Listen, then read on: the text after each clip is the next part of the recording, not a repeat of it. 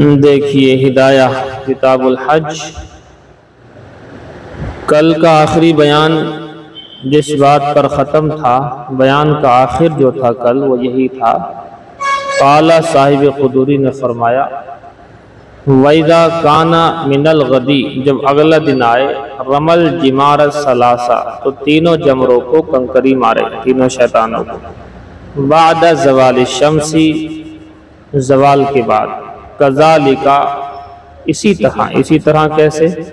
پہلے مسجد خیف والا جو شیطان ہے چھوٹا برابر میں، چھوٹے کو 3 کنکری اور وہاں ٹھہر کر دعائیں مانگی، اس کے بعد اس کے آگے والا وہاں 3 کنکری پھر دعائیں مانگی، اس کے بعد بڑا والا شیطان وہی جو پہلے دن ہم نے 7 کنکری ماری تھی عید کے دن، جس کو بڑا والا، پھر اسی طریقے سے وہاں 3 کنکری مارنی ہے، 7 کنکری مارنی ہے۔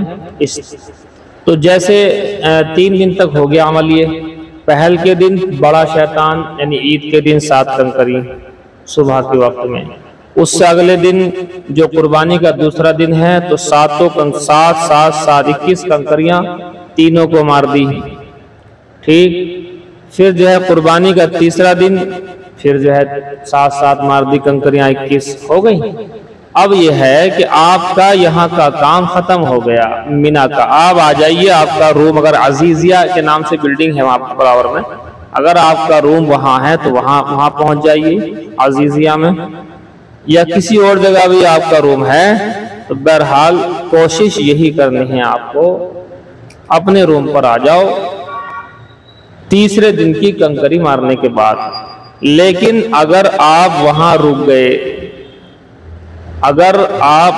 رک گئے مینا کے اندر چوتھے دن بھی، تو آپ پر کنکری مارنا واجب ہو جائے گا، پھر آپ نہیں آ سکتے۔ اگر شام ہو گئی وہاں پر تو آپ کو نہیں آنا چاہیے، پھر اگلے دن کنکری مار کر پھر اپنے روم پر آنا چاہیے۔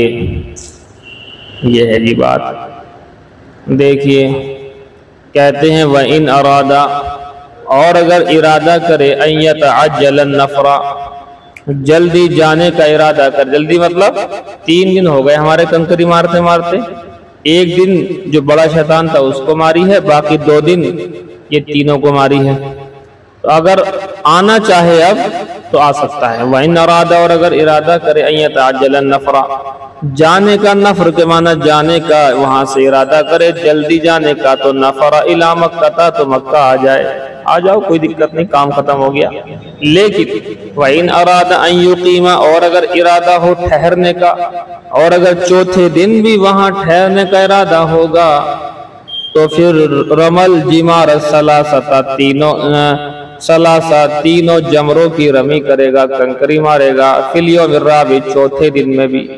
چوتھے دن میں دیکھو یہ نہیں ہوتا ہے کہ وہاں چوتھے دن بھی ٹھہرو اور کنکری بھی مارنے نہ پڑے، یہ نہیں ہوتا ہے، بلکہ اگر چوتھے دن وہاں ٹھہر گئے مینا میں تو کنکری مارنی ہی پڑیں گی۔ کب ماریں گے؟ جیسے اب تک ماری کنکری، زوال شمس کے بعد، زوال کے بعد میں، بعد زوال الشمس، شمس کے سورج کے زوال کے بعد میں، وہی شکل جو پہلے تھی، سیم وہی، پہلے چھوٹے شیطان کو کنکری مارنی ہے 7، پھر دعا مانگنی، اس اگلے والے شیطان کو کنکری مارنی، پھر دعا مانگنی ہے، اس کے بعد پھر اور آگے بڑھنا ہے، جو بڑا شیطان ہے اس کو 7 کنکری مارنی اور وہاں پر ٹھہرنا نہیں ہے۔ والافضل ان یقیم، اور افضل یہ کہ وہاں پر ٹھہر جائے۔ کہتے ہیں کہ ٹھہرنا چوتھے دن واجب تو نہیں ہے، لیکن افضل یہ ہے کہ چوتھے دن بھی ٹھہر کر کے کنکریاں مار لے تو ثواب ملے گا، واجب نہیں ہے تو کیا ہو گیا، یہ ہے جی۔ چلو وَلَهُ أَن يَنْفُرَ مَا لَمْ يَطْلُعِ الْفَجْرَ مِنَ الْيَوْمِ الرَّابِعِ، فرماتے ہیں اس کو حق ہے اس بات کا، اس کے لیے جائز، اس کے لیے گنجائش ہے یہ کہ وہ چلا جائے، وَلَهُ، اور گنجائش ہے اس شخص کے لیے، أَن يَنْفُرَ، کہ وہ چلا جائے، مَا لَمْ يَطْلُعِ الْفَجْرَ، جب تک کہ فجر طلوع نہ ہو، تہجد ختم اور فجر کے وقت شروع جب تک نہیں ہوا ہے، من الیوم الرابع، چوتھے دن کا، جب تک تو گنجائش ہے کہ وہ جا سکتا ہے۔ لیکن فَإِذَا طَلَعَ الْفَجْرُ اور اگر چوتھے دن کی صبح ہو گئی یعنی فجر کا وقت شروع ہو گیا، تہجد کا ٹائم ختم، فجر کا وقت شروع ہو گیا چوتھے دن کا، تو لم یکن لہ ان ینفر، اس کے لیے جائز ہی نہیں ہے کہ وہ جائے، جائز نہیں ہے، جائے کا مطلب بغیر کنکری مارے جائے نہیں جا سکتا، کنکری مار کے ہی وہاں سے جائے گا۔ وَإِنْ قَدَّمَ وَلَهُ أَن يَنْفُرَ، اور اس کو حق حاصل ہے، حاجی کو حق حاصل ہے، کہہ لو اس کو، کس کو؟ حاجی کو، وَلَهُ اور حاجی جی کو حق حاصل ہے أَن يَنْفُرَ کہ وہ جا سکتا ہے، کب تک جا سکتا ہے؟ مَا لَمْ يَطْلُعِ الْفَجْرَ، جب تک کہ فجر کا وقت شروع نہ ہو جائے، طلوع نہ ہو جائے، یعنی صبح صادق سے پہلے پہلے، صبح صادق جب تک طلوع نہ ہو جائے اس سے پہلے پہلے جا سکتا ہے۔ رات ہو گئی، تہجد ہو گئی، تہجد کا ٹائم ختم ہو گیا، اب ٹائم شروع ہو گیا آپ کے فجر کا، من الیوم الرابع، چوتھے دن میں، اب چوتھا دن میں کا جو ہے فجر کا وقت شروع ہو گیا ہے تو اب نہیں آ سکتے۔ فَإِذَا طَلَعَ الْفَجْرُ، جب فجر کا وقت شروع ہو گیا، لَمْ يَكُنْ لَهُ أَن يَنْفُرَ، تو اس کو حق حاصل نہیں ہے، جائز ہی نہیں ہے کہ وہ جائے۔ کیوں نہیں جائے گا؟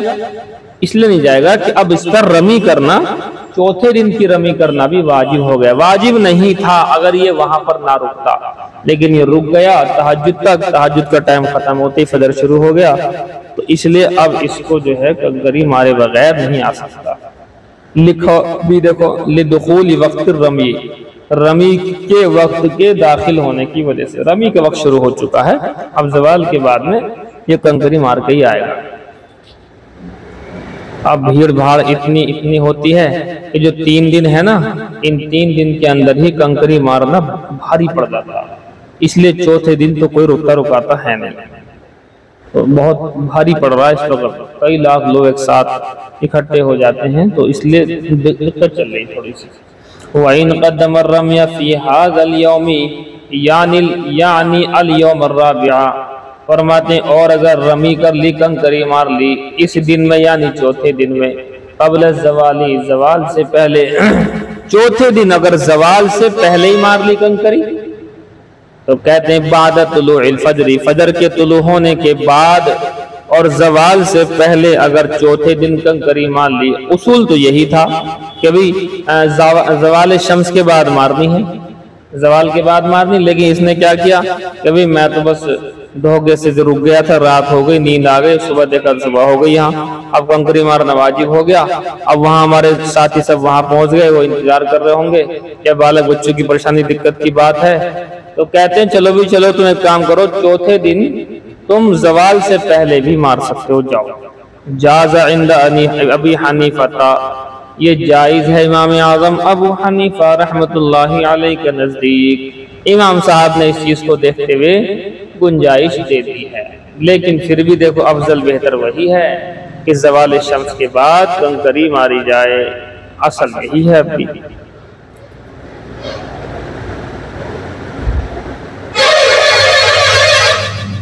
فَأَمَّا يَوْمُ النَّحْرِ، بہرحال قربانی کا دن، یوم النحر جس کو کہتے ہیں، بہرحال عید والے دن، یوم النحر عید کے دن کو کہتے ہیں، جو ہمارا عید الاضحیٰ کا دن ہوتا ہے، قربانی کا پہلا دن یوم النحر کہلاتا ہے، بہرحال عید الاضحیٰ کے دن۔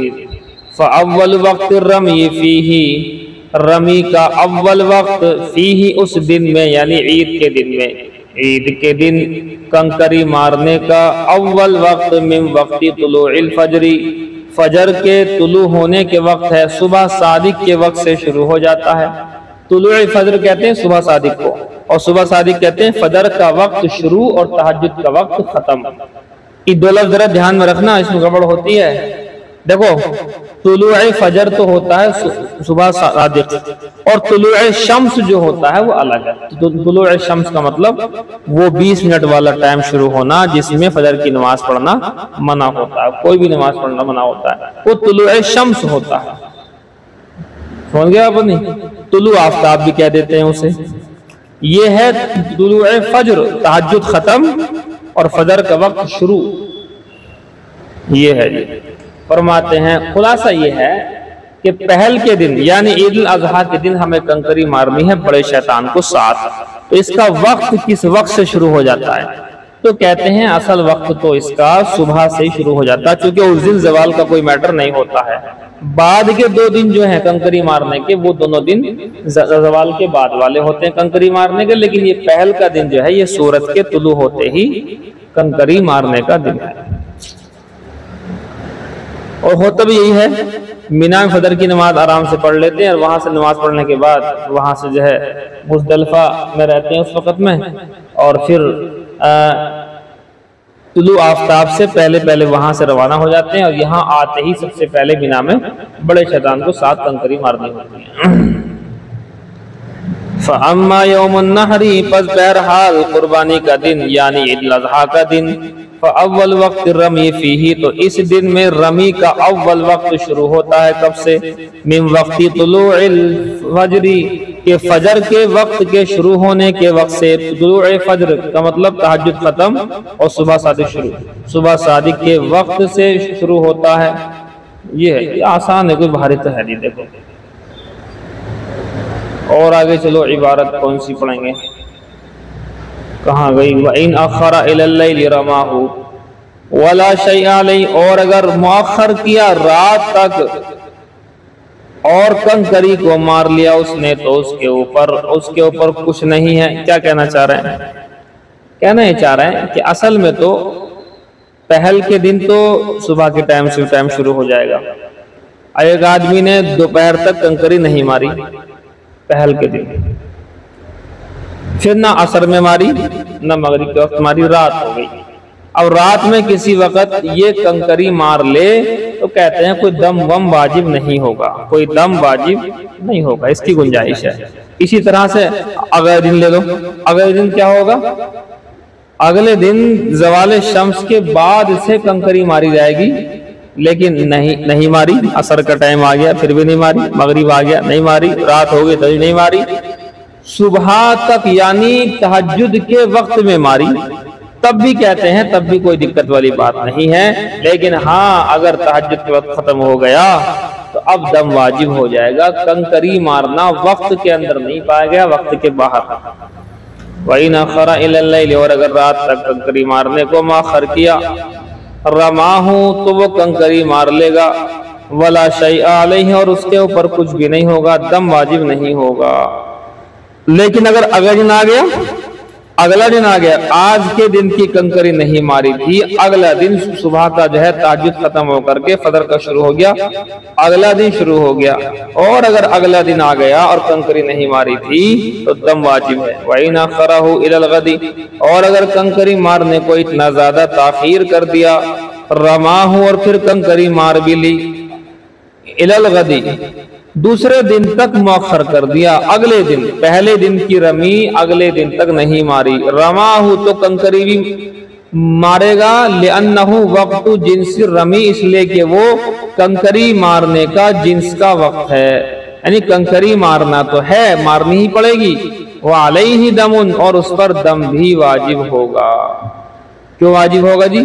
دیکھو لکھا ہوا عند ابی حنیفہ لتاخیر عن وقت سے مؤخر کرنے کی وجہ سے اس نے جو ہے ٹائم سے آگے کر دیا. آج کی کنکری تو آج ہی مارنی ہے نا، اب کل تھوڑی مارنی ہے. بھئی ظہر کا وقت ظہر سے لے کر عصر تک رہتا ہے، ابھی تھوڑی کہ عصر کے بعد پڑھو گے تو وہ کیا ہو جائے گی؟ ادا ہو جائے گی، وہ آپ کی قضا ہو جائے گی. ایسے ہی یہ کنکری آپ کی آج کی قضا ہو گئی تو اس کی قضا بھی کریں گے، یعنی کنکری مارنی پڑیں گے اور پلس دم بھی واجب.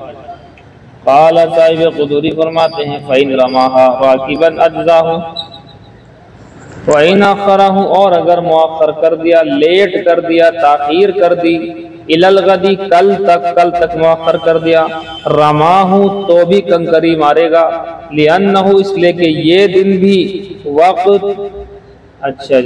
وقت جنس الرمی کنکری مارنے کے جنس کا وقت ہے، یعنی اس دن بھی کنکری کا عمل موجود ہے، کنکری کی جنس ہی کا وقت ہے. وعلیہ دم تو اس پر دم واجب ہو جائے گا. قال صاحب قدوری فرماتے ہیں فَإِنْ رَمَاهَا پس اگر اس نے کنکری ماری شیطانوں کو، جمروں کو، راکباً سوار ہوتے ہوئے، سواری پر چلتے چلتے مار دی۔ ایک تو ہوتا کھڑے ہو کر کے مارو وہیں، ایک ہوتا سواری پر ہیں، گھوڑے پر ہیں، کار پر ہیں، موٹر سائیکل پر ہیں، حالانکہ یہ چیزیں اور اس ٹائم ناممکن ہے، یہ چیزیں وہاں پر گاڑی جانا، انسان تو جانا بھاری پڑ لیا، انسانوں کے جانے کے لالے پڑ رہے، مرنا مارنا ہو جاتا، وہاں جو گر گیا تو دب جاتا آدمی، بڑی دقت ہے، اس ٹائم لوگ زیادہ جا رہے ہیں، تو وہاں کہاں جاوے گی سواری؟ قال صاحب قدوری فرماتے ہیں فَإِنْ رَمَاهَا رَاكِبًا، اور اگر اس نے حاجی جی نے کنکری مار دی ہے راکباً سوار ہو کر، اجزاہ تو یہ بھی کافی ہو جائے گا، کنکری لگ جائے بس، چاہے سوار ہو کے لگے بنا سوار بہرحال لگ جائے۔ وَكُلُّ رَمٍ بَعْدَهُ رَمْيٌ وَكُلُّ رَمٍ بَعْدَهُ رَمْيٌ، اور وہ رمی اور وہ رمی جس کے بعد رمی ہو، وہ رمی جس کے بعد رمی ہو، وہ کنکری مارنے کا عمل جس کے بعد بھی کنکری مارنے کا عمل ہو، تو کیا افضل ہے اس میں؟ ایسی رمی، ہر وہ رمی جس کے بعد رمی کرنی ہو، فَالْأَفْضَلُ أَنْ يَرْمِيَهُ مَاشِيًا، بہتر یہ ہے کہ اس کو پیدل چل کر مارے، بہتر یہی ہے کہ اس کے بعد اس کو پیدل چل کر کے وہاں کنکری مارے، وَإِلَّا فَيَرْمِيهِ رَاكِبًا، ورنہ کنکری مارے گا سوار ہو کر۔ کیا کہنا چاہ رہے ہیں؟ حالانکہ یہ مسئلہ اب ہے نہیں، لیکن بہرحال سن لو کیا نہیں چاہ رہے ہیں۔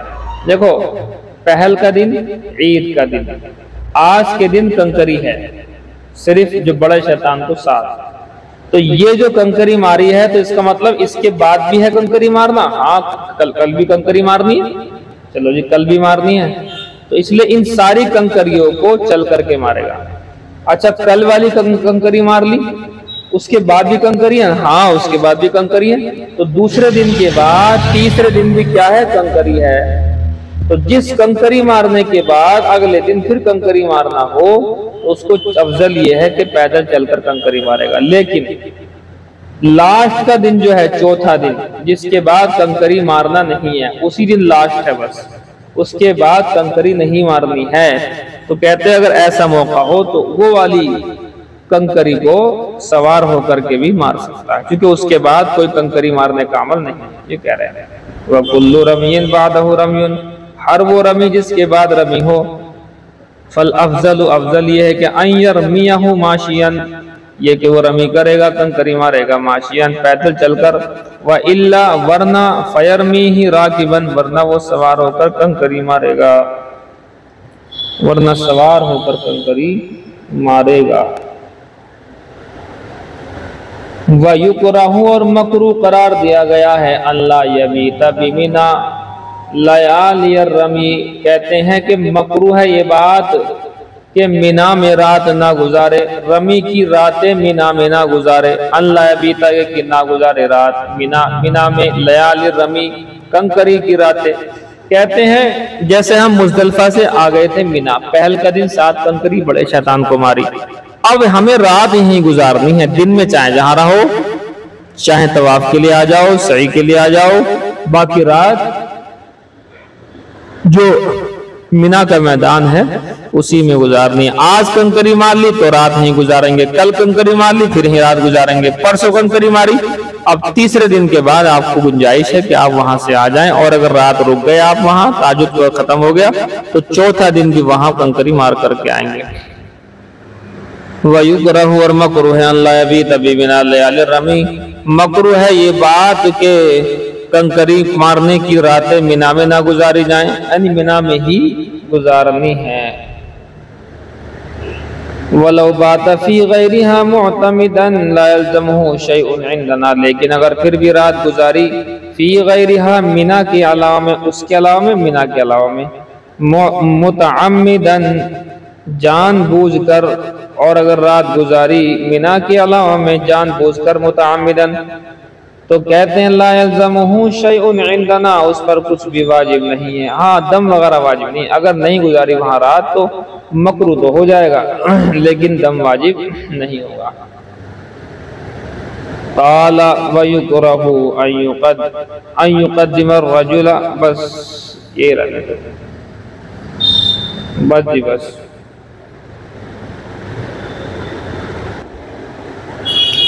مشکات المصابیح باب صدقۃ الفطر، زکوٰۃ کا بیان مکمل ہو گیا، صدقۃ الفطر کا بیان شروع ہو گیا۔ اور یہ بھی ایک طرح کی زکوٰۃ ہی ہے، وہ فرض ہے، یہ واجب ہے۔ اور صدقۃ الفطر زیادہ لوگوں پر واجب ہوتا ہے بمقابل زکوٰۃ کے۔ اس میں چند چیزیں ایکسٹرا ہیں، اور نہیں سمجھے جی؟ اس میں آپ کو یہ سمجھنا ہے، پہلے عبارت پڑھ لیتے ہیں ایک حدیث، اس کے بعد میں مطلب بتاتے ہیں۔ باب صدقۃ الفطر، یہ باب ہے صدقۃ الفطر کے بارے میں، یہ باب ہے فطرہ کے بارے میں۔ فطرہ کہتے ہیں نا ہم لوگ، یہی ہے وہ۔ الفصل الاول، پہلی فصل۔ عن ابن عمر رضی اللہ تعالی عنہما، حضرت عبداللہ ابن عمر رضی اللہ تعالی عنہما سے روایت ہے، قال فرماتے ہیں فرض رسول اللہ صلی اللہ علیہ وسلم زکوٰۃ الفطر، کہ اللہ کے رسول صلی اللہ علیہ وسلم نے فرض کیا زکوٰۃ الفطر، فطرے کی زکوٰۃ کو، عید الفطر کی زکوٰۃ۔ عید الفطر کی زکوٰۃ کیا ہے؟ اسے کہتے ہیں فطرہ۔ کتنی؟ صاع من تمرین، ایک صاع کھجور کا، او صاع من شعیر، یا ایک صاع کس چیز کا؟ جو کا۔ شعیر کے معنی جو، اور جو ہے تمر کے معنی آپ کے کھجور کے آتے ہیں۔ علی العبد والحر والذکر والانثى، غلام پر بھی، آزاد پر بھی، مذکر پر بھی، مؤنث پر بھی، والصغیر والکبیر، چھوٹے پر بھی بڑے پر بھی، من المسلمین، بس مسلمانوں میں سے ہونا چاہیے۔ وَأَمَرَ بِهَا، اور حکم دیا اللہ کے رسول صلی اللہ علیہ وسلم نے اس کا، ہمیں کیا حکم دیا؟ ان تؤدى، یہ کہ اس کو ادا کر دیا جائے، قبل خروج الناس الى الصلاة، لوگوں کے نماز کی جانب نکلنے سے پہلے۔ اس نماز سے مراد، سوال ہو سکتا ہے الصلاة سے کون سی صلاۃ مراد ہے؟ عید الاضحیٰ کی، عید الفطر کی نماز، عید الفطر میٹھی عید، میٹھی عید کی نماز کی جانب لوگوں کے نکلنے سے پہلے۔ تو اصل یہی ہے کہ فطرہ تو پہلے ادا کر دیا جائے، رمضان میں ادا کر، سب سے بڑھیا بات، تاکہ جو غریب ہے وہ بیچارہ ان پیسوں سے کپڑے دپڑے بنا لے۔ لیکن اگر نہیں دے پائے تو کم سے کم جب عید کی نماز کے لیے جا رہے ہیں تو نماز سے پہلے تو کم سے کم ادا دے ہی دو، کر ہی دو۔ لیکن اگر نہیں کر پایا تھا تو معاف نہیں ہوتا، عید کی نماز کے بعد بھی دیا ہی جائے گا، کیونکہ واجب ہے، وقت وہی ہے، اور اب وقت اگر ہٹ گیا تو اس کا مطلب یہ نہیں کہ اب دینا ہی نہیں ہے۔ دیکھو آگے۔ وعن ابی سعید الخدری رضی اللہ تعالی عنہ قال، فرماتے ہیں حضرت ابو سعید خدری یعنی سعد بن مالک رضی اللہ تعالی عنہ فرماتے ہیں، کننا نخرج، ہم نکالا کرتے تھے زکوٰۃ الفطر، عید الفطر کی زکوٰۃ، کیا مراد ہے؟ فطرہ۔ صاع من طعام، ایک صاع کھانے کا، کھانے سے مراد کیا ہے؟ ایک صاع جو مراد ہے، طعام سے مراد یہاں جو، ایک صاع جو کا، او صاع من شعیر، اور ایک صاع کس چیز کا؟ جو تو ہو گیا یہ، الصاع من طعام، کھانے میں سے، طعام کھانا، کھانے میں سے ایک صاع، او صاع من شعیر، یا جو کا ایک صاع، او صاع من تمر، یا کھجور کا ایک صاع، او صاع من عقیط، یا پنیر کا ایک صاع، او صاع من زبیب، یا کشمش کا ایک صاع۔ بھائی اتنا سمجھ لیجئے، ایک صاع جو ہوتا ہے لگ بھگ 3.5 کلو تک پہنچتا ہے، 3.25 کلو سے 3.5 کلو کا ہوتا ہے ایک صاع۔ اور آدھا صاع جو ہوتا ہے 1.25 کلو گیہوں، وہ جو ہم ادا کرتے ہیں، وہ آدھا صاع جو ہے، نصف صاع 1.25 کلو گیہوں، اب اس کا کر دو ڈبل، لگ بھگ 3.5 کلو، 3.25 کلو سے لے کر 3.5 کلو تک کا ہوتا ہے ایک صاع۔ یہ ہے یہ آسان سی بات ہے۔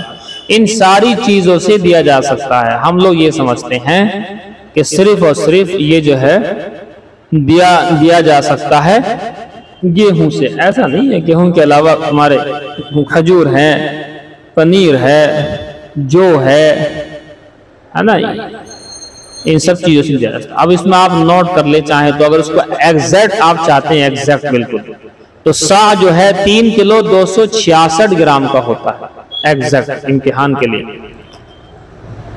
ایک سا جو ہوتا ہے 3 کلو 266 گرام کا ہوتا ہے، اور نصف سا یعنی آدھا سا جو ہوتا ہے 1 کلو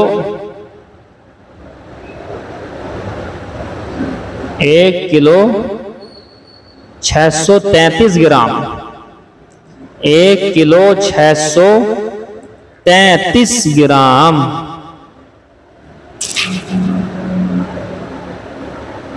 یہ ہے 1 کلو 633 گرام، یہ نصف سا ہے یعنی آدھا سا۔ تو اگر گیہوں سے ادا کرنا ہو تو نصف سا ہو گیا، اور اس کے علاوہ جو چیزیں ہیں ان سے ادا کرنا ہو تو 1 سا یعنی 3 کلو 266 گرام ہو گیا۔ وعن ابن عباس رضی اللہ تعالی عنہ، حضرت ابن عباس فرماتے ہیں قال فی آخر رمضان، انہوں نے رمضان کے آخر میں کہا، رمضان کے آخر میں یہ بات کہی، اخرجوا صدقۃ صومکم، اپنے روزوں کی زکوٰۃ یعنی صدقہ نکال دو، یہی فطرہ۔ فرض رسول اللہ صلی اللہ علیہ وسلم هذه صدقۃ، اللہ کے رسول صلی اللہ علیہ وسلم نے اس کو مقرر کیا ہے، فرض کیا ہے، صاع من تمر، 1 سا کھجور کا، او شعیر، اور 1 سا یا پھر 1 سا جو کا، او نصف ساع من قمح، یہ ہے، یا نصف سا آدھا سا گیہوں کا، یہ ہے 1 کلو 633 گرام، اسے ہم کہتے ہیں 2.25 کلو گیہوں۔ علی کل حر او مملوک، ہر آزاد شخص پر ہے، او مملوک، ہر غلام پر بھی ہے، ذکر او انثی، مذکر ہو یا مؤنث ہو، صغیر او کبیر، چھوٹا ہو یا بڑا ہو۔ باپ کے اوپر اپنی نابالغ اولاد کا بھی واجب ہوتا ہے، لیکن ماں کے اوپر اپنی نابالغ اولاد کا واجب نہیں ہے، ماں کے اوپر اپنا ہی واجب ہے، باپ کے اوپر ہوتا ہے واجب۔ عورتوں کو تو چھوٹ دے دی گئی ہے بہت زیادہ، نہ کمانے کی ٹینشن، نہ کائی کی ٹینشن، ان کو جو ہے فری رکھا گیا ہے، یہ ہے جی۔ باقی کوئی عورت اگر جائز طریقے سے اگر کوئی عورت کمانا دھمانا کرتی ہے تو اسی گنجائش ہے۔ وعن ہو، رک جاؤ، حضرت ابن عباس سے روایت ہے، قال فرماتے ہیں فرض رسول اللہ صلی اللہ علیہ وسلم، حضور صلی اللہ علیہ وسلم نے مقرر کیا ہے زکوٰۃ الفطری، فطرے والی زکوٰۃ کو، یعنی عید الفطر کی زکوٰۃ، یعنی کون؟ فطرہ۔ طہر الصیام من اللغو، روزے کو بری باتوں سے بچانے کے لیے، روزے کو پاک کرنے کے لیے بری باتوں سے، والرفث، اور فحش باتوں سے، وطعمۃ للمساکین، اور مساکین کے کھانے کا انتظام کرنے کے لیے۔ ہمارے روزوں کے اندر جو غلطیاں ہم سے ہوتی ہیں وہ اس کی وہ خطائی معاف ہو جاتی ہیں، اور پلس غریبوں کو ہیلپ ہو جاتی ہے۔ الفصل الثالث، تیسری فصل، عن عمرو بن شعیب عن ابی عن جدہ، عمرو بن شعیب نے باپ دادا سے نقل کرتے ہیں، ان النبی صلی اللہ علیہ وسلم بعث مناد فی فجاج مکہ، رک جائیے، ان سے یہ کہہ دینا کہ ذرا سا رہ گیا تھا اس لیے مفتی صاحب نے روک لیا بس۔ بعث منادیا، بھیجا انہوں نے ایک منادی کو، فی فجاجی مکہ، مکے کی گلیوں میں بھیجا، الا، خبردار ہو جاؤ، ان صدقۃ الفطر واجبۃ علی کل مسلم، کہ بے شک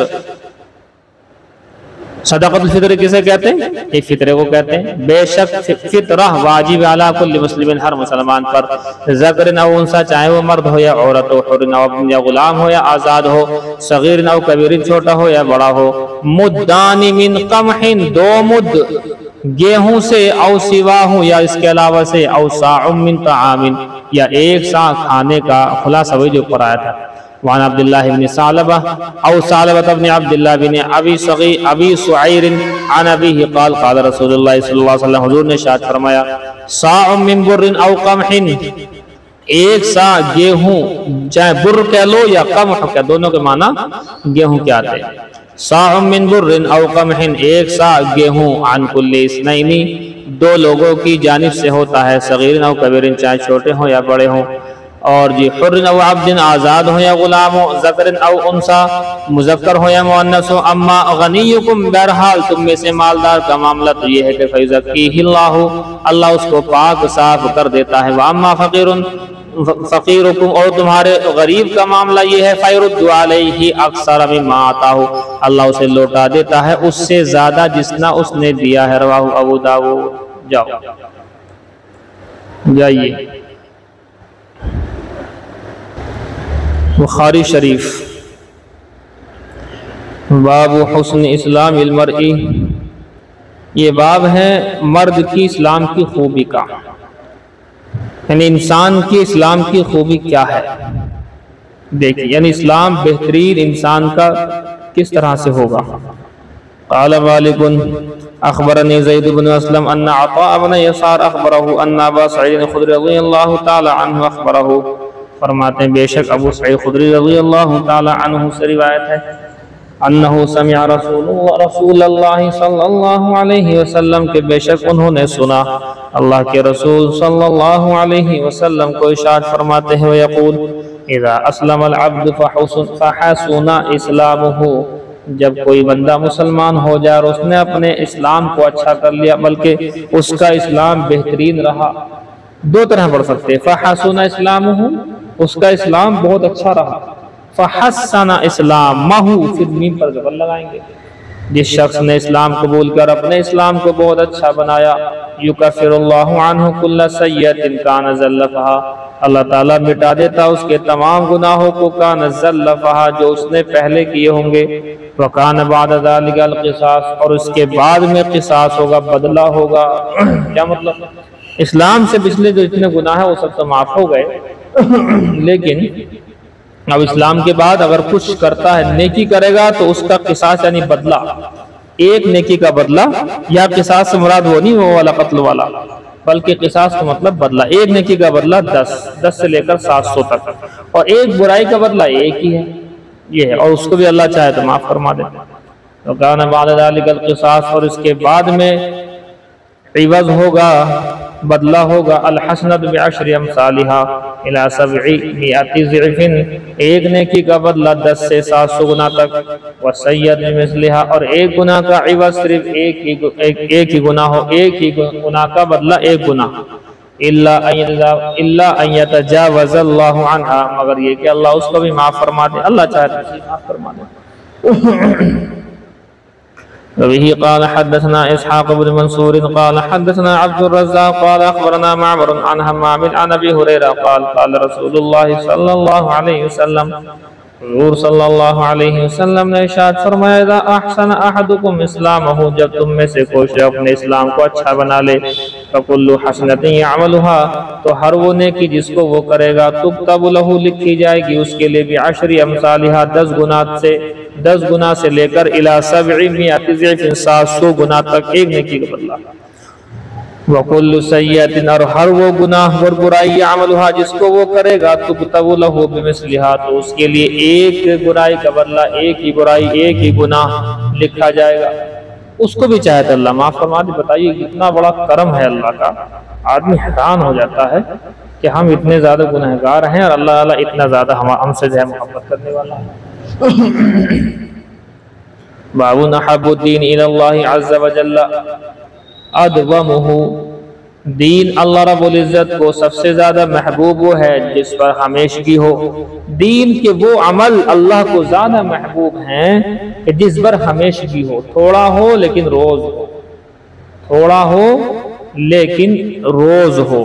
اب یہ کہ آج تو تم نے 9 ٹائم کی پڑھی اور کل سے 5 ٹائم کی بھی غائب، دہلی میں گئے ہوئے تھے، نہیں دہلی نہیں غازی آباد میں وجے نگر ایسی کوئی جگہ ہے، ہم تمہارے ٹرین سے اترے تھے اس وقت لے گئے اپنے پاس بٹھا کر کے، وہاں گئے، اس شخص نے یہی لفظ کہا جی میں پریشان ہوں، میں نے کہا کیا ہوا؟ کہنے لگے جی میرا ایسا ہو جاتا ہے کبھی تو میری 2 ٹائم کی نماز چلتی اور نماز نہیں چھوڑتا ہوں 9 ٹائم کی، اور کبھی ایسا ہو جاتا ہے ایک دم سے ہی چند دن بعد ہی میری 5 ٹائم کی بھی نہیں ہو پاتی۔ میں نے کہا بھی آپ 5 ہی ٹائم کی پڑھو چاہے من کرے یا نہ پڑھے، جب 1 2 سال 5 ٹائم کی نماز پڑھتے رہو گے پکے ہو جاؤ گے، اس کے بعد ایک ایک نماز لے کر کے ان 9 ٹائم کی نمازوں کو بھی آپ مکمل کر لینا. سمجھ گئے جی؟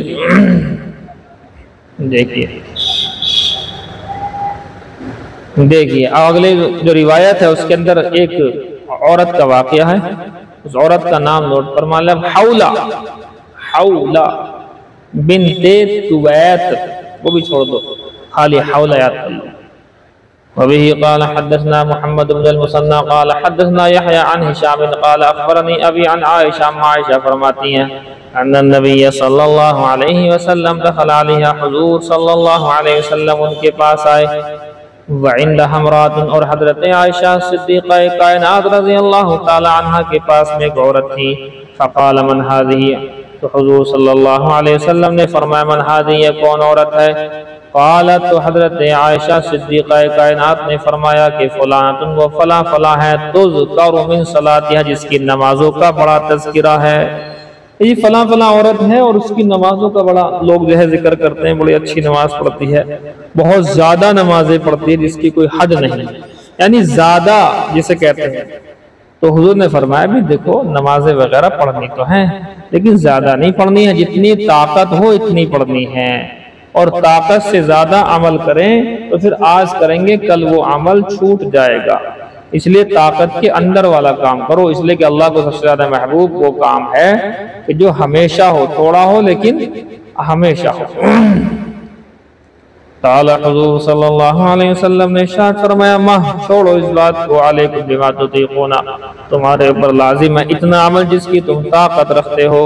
فواللہ، یہ قسم خدا کی، لا یمل اللہ حتی تملوا، اللہ تعالیٰ نہیں اکتاتا ہے یہاں تک کہ تم ہی اکتا جاتے ہو. اللہ کی بات کرو گے تھوڑی کہ اللہ اکتا جائے گا کہ میری عبادت کیوں کی جا رہی ہے.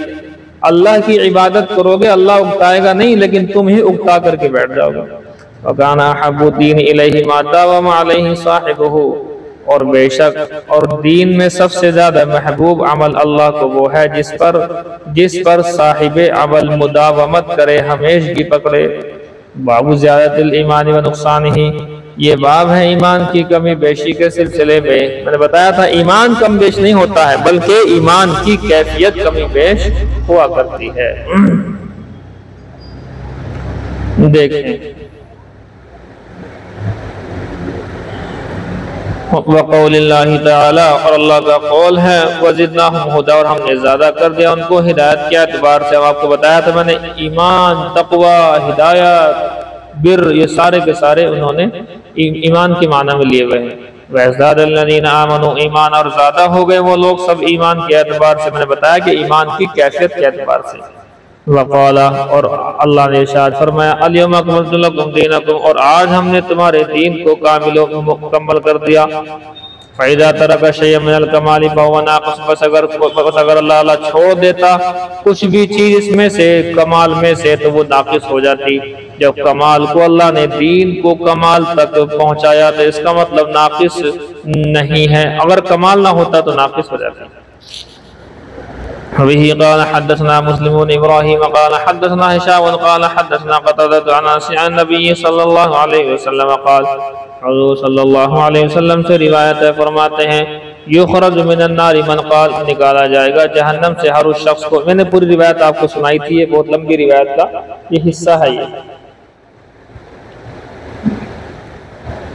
یعنی یہ روایت صرف اتنی نہیں اتنا آپ دیکھ لیں، یہ روایت کا ٹکڑا ہے، وہ بہت لمبی روایت کہ حضرت آدم کے پاس جائیں گے، پھر حضرت نوح کے پاس جائیں گے سفارش کے لیے، پھر حضرت ابراہیم، پھر حضرت موسیٰ، پھر حضرت عیسیٰ، پھر حضور کے پاس آئیں گے، پھر حضور جو ہے دعا کریں گے ارفع راسک، اللہ فرمائے گا سر اٹھاؤ مانگو تمہیں دیا جائے گا. پھر جو ہے حضور کی سفارش سے جہنمیوں سے نکالا جائے گا. اب وہ جو نکالے جائیں گے اس کا ذکر ہے. یہ یخرج من النار، جہنم سے نکالا جائے گا، من قال، ہر اس شخص کو جس نے کہا ہوگا لا الہ الا اللہ، لا الہ الا اللہ کہا ہوگا، وفی قلبہ، اور اس کے دل کے اندر وزن شعیرۃ من خیر، خیر سے مراد یہاں ایمان ہے، ایمان کا ایمان ہوگا جو کے برابر، جو کے وزن کے برابر ایمان ہوگا. وَيُخْرَجُ مِنَ النَّارِ، اور جہنم سے ہر اس شخص کو بھی نکال لیا جائے گا، من قال، جس نے کہا ہوگا لا الہ الا اللہ فی قلبی، اور اس کے دل کے اندر وزن برۃ من خیر، گیہوں کے دانے کے برابر ایمان ہوگا. وَيُخْرَجُ مِنَ النَّارِ مَنْ قَالَ نکال لیا جائے گا اور اس شخص کو جو جس نے کہا ہوگا لا الہ الا اللہ وفی قلبہ، اور اس کے دل کے اندر وزن ذرۃ من خیر، رائے کے دانے کے برابر بھی ایمان ہوگا۔ اب یہ جو ہے جو کے دانے کے برابر، گیہوں کے دانے کے برابر، اور رائے کے دانہ اسے کہتے ہیں جس سے چھوٹا کوئی دانہ نہ ہو۔ رائے کا دانہ سب سے چھوٹا ہوتا ہے۔ قال ابو عبداللہ، امام بخاری فرماتے ہیں، ابو عبداللہ کا مطلب میں نے بتایا تھا، ابو عبداللہ امام بخاری کو ابو عیسیٰ امام ترمذی کا نام آیا تھا اس میں۔ قال ابان حدثنا قتادہ قال حدثنا انس عن النبی صلی اللہ علیہ وسلم من ایمان مکان خیر، فرماتے ہیں ایک روایت کے اندر من ایمان کی جگہ من ایمان ہے، من خیرن آیا نا اوپر ابھی، تو من خیرن کی جگہ من ایمان، میں آپ سے بتایا تھا کہ خیر سے مراد یہاں ایمان ہے۔ دونوں طرح کی روایتیں ہیں۔ وبه قال حدثنا الحسن بن الصباح قال سمع جعفر بن عون قال حدثنا ابو العميس قال اخبرنا قيس بن مسلم عن طارق بن شهاب عن عمر بن الخطاب رضي الله تعالى عنه، حضرت عمر بن خطاب رضی اللہ تعالی عنہ سے روایت ہے، ان رجل من اليهود، ایک شخص یہودیوں میں سے، قال له، اس نے کہا امیر المؤمنین سے، یعنی ایک یہودیوں میں سے ایک شخص نے حضرت عمر سے یوں کہا، یا امیر المؤمنین، اے امیر المؤمنین، آیت فی کتابکم تقرؤونها لو علینا معشر اليہود نزلت لاتخذنا ذلك اليوم عیدا، فرماتے ہیں ایک آیت تمہاری کتاب میں یعنی کلام پاک میں ایسی جس کو تم پڑھتے ہو، اگر یہ ہمارے اوپر نازل ہو جاتی، یعنی ہم یعنی یہودیوں کی جماعت کے اوپر نازل ہو جاتی، لاتخذنا، تو ہم بنا لیتے اس دن کو عید کا دن۔ قال، حضرت عمر نے فرمایا، ایو آیت، کون سی آیت کی بات کر رہے ہو؟ قال، اس یہودی نے کہا، الیوم اکملت لکم دینکم واتممت علیکم نعمتی ورضیت لکم الاسلام دینا، کہ آج میں نے تمہارے لیے تمہارے دین کو کامل و مکمل کر دیا اور اتمام کر دیا اپنی نعمت کا تمہارے اوپر، اور راضی ہو گیا میں تمہارے لیے، راضی ہو گیا میں اور پسند کیا میں نے تمہارے لیے دین اسلام کو۔ قال عمر، حضرت عمر نے فرمایا، قد عرفنا ذلك اليوم، ہم جانتے ہیں اس دن کو بھی، والمکان الذی، اور اس جگہ کو بھی، نزلت کی، جہاں یہ آیت نازل ہوئی تھی، علی النبی صلی اللہ علیہ وسلم، حضور صلی اللہ علیہ وسلم پر۔ کب ہوئی تھی؟ وَهُوَ قَائِمٌ بِعَرَفَةَ يَوْمَ جُمعہ، جمعے کے دن میدان عرفات میں آپ صلی اللہ علیہ وسلم کھڑے ہوئے تھے جب یہ آیت نازل ہوئی۔ اور یوم، دیکھو جمعے کا دن بھی عید کا دن ہوتا ہے ہمارے ہاں، اور عرفہ بھی ایک طرح کی عید ہی ہے۔ اور ایک بات آپ ذہن نشی فرمائیں، میٹھی عید اور بقرہ عید سے زیادہ بڑی عید ہے جمعے کا دن۔ جی، روایت میں یہی ہے، جمعے کا دن میٹھی عید اور بقرہ عید سے زیادہ بڑا ہے، لیکن اسے کوئی اہمیت نہیں دے رہا، اور عید کا انتظار کرتے ہیں ایک سال۔ وَهُوَ قَائِمٌ، اس حال میں کہ آپ صلی اللہ علیہ وسلم کھڑے ہوئے تھے، بعرفۃ، میدان عرفات میں، یوم جمعہ، جمعے کے دن، جب یہ آیت نازل ہوئی۔ کیونکہ اس آیت کے اندر صاف صاف کہا گیا کہ ہم نے دین کو مکمل کر دیا۔ یہودیوں پر جو آیتیں نازل ہوئی ہیں ان کے جو نبیوں پر، اس میں یہ نہیں تھا کہ دین اب آگے نہیں آئے گا، ہم نے مکمل کر دیا، تو آگے آنے کی گنجائش تھی۔ اب اسلام میں یہ بات آ گئی کہ اب ہم نے مکمل کر دیا، آگے گنجائش نہیں ہے، یہ پریشان تھے اسی لیے۔ باب الزکاۃ من الاسلام، یا باب الزکاۃ من الاسلام، دونوں طرح پڑھ سکتے ہیں۔ باب پڑھو گے تو الزکاۃ پڑھو گے، بابو پڑھو گے تو الزکاۃ مضاف آئے گا۔ یہ باب ہے اس بارے میں کہ زکوٰۃ بھی اسلام کا ایک حصہ ہے، اسلام کا ایک رکن ہے۔ یا تو آپ کو معلوم ہی ہے، 5 چیزیں ہیں، آپ کو معلوم ہے، بنی الاسلام علی 5، وہی سب آپ کو یاد ہونا چاہیے۔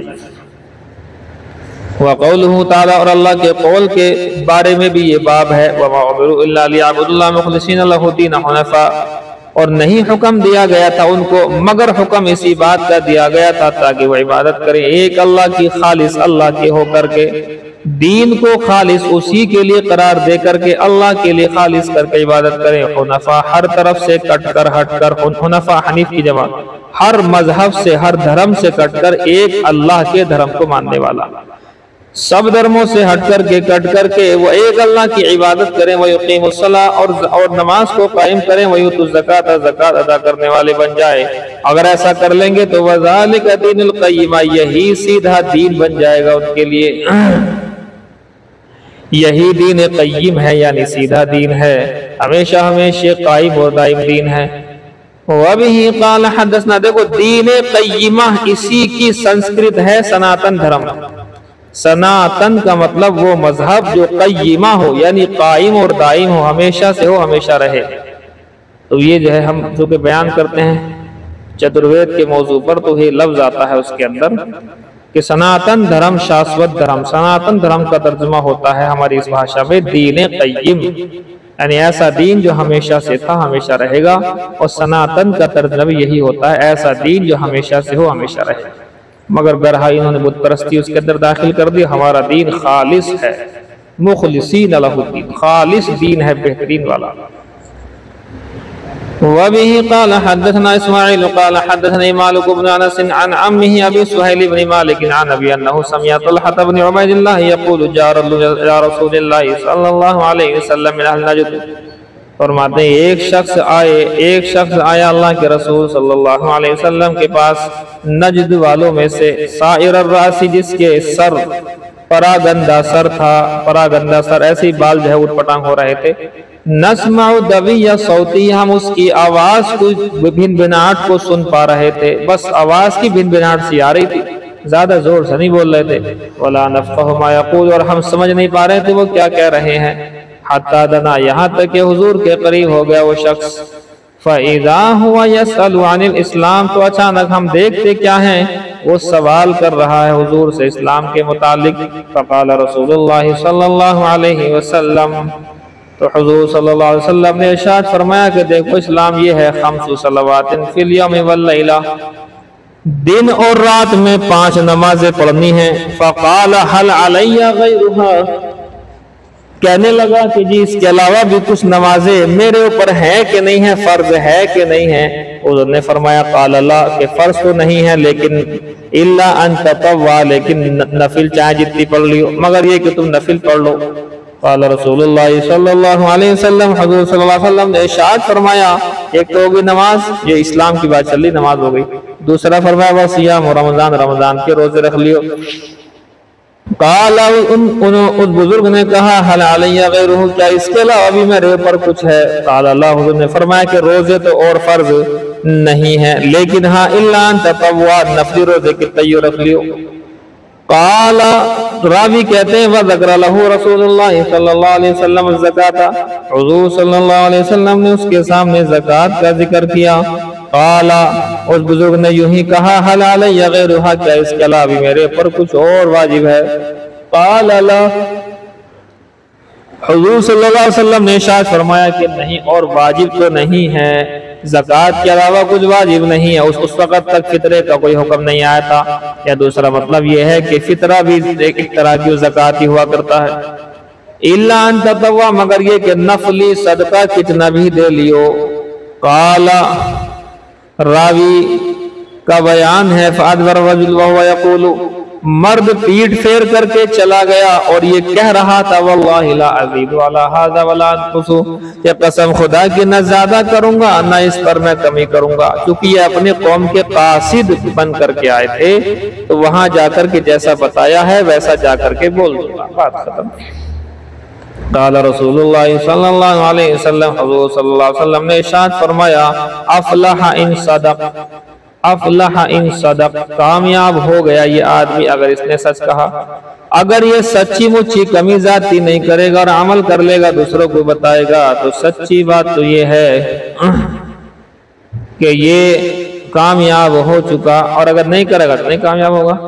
باب اتباع الجنائز من الایمان، یہ باب اس بارے میں ہے کہ جنازے کے پیچھے چلنا بھی ایمانی عمل ہے، جنازے کے پیچھے چلنے کا ثواب ہے بہت زیادہ۔ اب دیکھو کیا ہے، نماز پڑھ لی، گھر واپس آ گئے جنازے کی، تو 1 قیراط ثواب ملے گا، اور دفن تک چلے گئے تو 2 قیراط ثواب ملیں گے، اور 1 قیراط کیا ہوتا ہے؟ 1 قیراط احد پہاڑ کے برابر ہوتا ہے، کتنا ثواب ہے دیکھیں جی۔ وَبِهِ قَالَ حَدَّثَنَا أَحْمَدُ بْنُ عَبْدِ اللَّهِ بْنِ عَلِيٍّ الْمَنْجُوفِيُّ قَالَ حَدَّثَنَا رَوْحٌ قَالَ حَدَّثَنَا عَوْفٌ عَنِ الْحَسَنِ وَمُحَمَّدٍ عَنْ أَبِي هُرَيْرَةَ أَنَّ رَسُولَ اللَّهِ صلی اللہ علیہ وسلم قال، حضور نے ارشاد فرمایا من اتبع جنازۃ مسلم ایمانا واحتسابا، جو شخص کسی مسلمان کے جنازے کے پیچھے چلا ایمان کی وجہ سے اور ثواب کی امید رکھتے ہوئے، وکان معه، اور وہ اس کے ساتھ رہا، حتی یصلی علیہا، یہاں تک کہ جنازے کی نماز اس کی پڑھا دی گئی، ویفرغ من دفنہا، اور وہ فارغ کر دیا گیا اس کے کفن دفن سے، فإنہ یرجع الی الاجر بقیراتین، تو وہ لوٹے گا ثواب کی 2 قیرات لے کر، اور کل قیرات مثل احد، احد دونوں طرح پڑھ سکتے ہیں، اور ہر قیرات احد پہاڑ کے برابر ثواب ہوتا ہے۔ ومن صلی علیہا، اور جس شخص نے صرف نماز پڑھی، ثم رجع قبل ان تدفن، اور دفن کر کیے جانے سے پہلے وہ واپس آ گیا، فإنہ یرجع بقیرات، تو وہ لوٹے گا 1 قیرات ثواب لے کر، تو 2 پہاڑ کے برابر ثواب ملے گا 2 قیرات، جبکہ نماز بھی پڑھی ہو اور کفن دفن تک بھی گیا ہو قبرستان۔ اور اگر صرف نماز پڑھی کفن دفن تک نہیں گیا تو پھر 1 قرات کا ثواب۔ تابعه عثمان المؤذن قال حدثنا عوف عن محمد عن ابي هريره عن النبي صلى الله عليه وسلم نحوه۔ اچھا جی، اور پڑھ لو، چلو اور پڑھ لو، زیادہ بھاری تو ہے نہیں۔ باب خوف المؤمن ان يحبط عمله وهو لا يشعر، یہ باب ہے اس بارے میں کہ مومن کو خوف ہوتا ہے اس بات کا کہ اس کے عمل حبط نہ ہو جائیں، خراب نہ ہو جائیں، اور اس کو محسوس بھی نہ ہو، وهو لا يشعر، محسوس بھی نہ کرے۔ وقال ابراہیم التیمی ما عرضت قولی علی عملی الا خشیت ان اکون مکذبا، کہتے ہیں ابراہیم التیمی کہ میں نے جب بھی میں نے اپنے قول کو اپنے عمل پر پیش کیا تو مجھے خوف ہوا اس بات کا کہ کہیں میں اپنے قول کو اپنے عمل سے جھٹلا تو نہیں رہا ہوں۔ دیکھو ہم بیان کر رہے ہیں اللہ سے ہوتا ہے، نمازیں پڑھو، روزے رکھو، دینداری میں رہو، گلی گلوچ نہیں، بدتمیزی نہیں، جہالت نہیں، تمام گناہوں سے دور رہو، اور پھر خود ان گناہوں کو ہم کرنے لگیں تو کیا مطلب ہوا؟ ہم عمل کے ذریعے سے اپنے قول کی تکذیب کر رہے ہیں۔ یہ ہے جی، یہ بہت زیادہ خطرناک بات ہے، سب کا حال ایسا ہے۔ ما عرضت قولی علی عملی، نہیں پیش کیا میں نے اپنے قول کو اپنے عمل پر، الا خشیت، مگر یہ کہ مجھے خوف ہوا ان اکون مکذبا، یہ کہ میں جھٹلا رہا ہوں، میرا عمل میرے قول کو، میری بات کو جھٹلا رہا ہے۔ کہہ کے تو یہ آیا ہوں، جمعے کے بیان میں، راتوں کے بیان میں، یا آپ لوگ کرتے ہیں بیان، جہاں تہاں بیان کرتے ہیں، ہم بھی رات دن بیانات میں لگے ہوئے ہیں کہ یہ نہیں کرنا، یہ نہیں کرنا، یہ نہیں کرنا، اور خود ان کاموں کو کر رہے ہیں، تو اس کا مطلب یہ کہ اپنے عمل سے اپنی قول ہی کو ہم رد کر رہے ہیں، جو کہ بات غلط ہے۔ اسی لیے بیان کرنے والوں کو عمل میں زیادہ مضبوط ہونا چاہیے۔ وقال ابن ابی ملیکہ، ابن ابی ملیکہ کہتے ہیں ادرکت ثلاثین، میں نے 30 کو پایا، 30 کون؟ صحابہ، من اصحاب النبی صلی اللہ علیہ وسلم، میں نے 30 صحابہ کو پایا، کلہم یخاف النفاق علی نفسی، ان میں سے ہر ایک اپنے اوپر نفاق کا خوف رکھتا تھا، ہر ایک ڈر رہا ہے کہ پتہ نہیں میں صحیح ایمان والا ہوں بھی نہ ہوں۔ حالانکہ صحابہ کے عمل سوچ لو کتنے مضبوط تھے، اس کے باوجود بھی وہ لوگ اپنے آپ ڈرا کرتے تھے، اور ہمارے عمل بھی کچھ نہیں، ایک دم ویسے ہی ہیں، 3rd کوالٹی کے، اور 3rd کوالٹی بھی نہیں ہے، پھر بھی نہ خوف ہے اللہ کا نہ ڈر ہے، بتائیے کیا ہوگا؟ ما منہم احد یقول انہ علی ایمان جبریل و میکائیل، فرماتے ہیں ان میں سے کوئی بھی ایسا نہیں تھا کہ جو یوں کہتا ہو کہ میرا ایمان کی کیفیت جبرائیل اور میکائیل کے ایمان کے جیسی ہے۔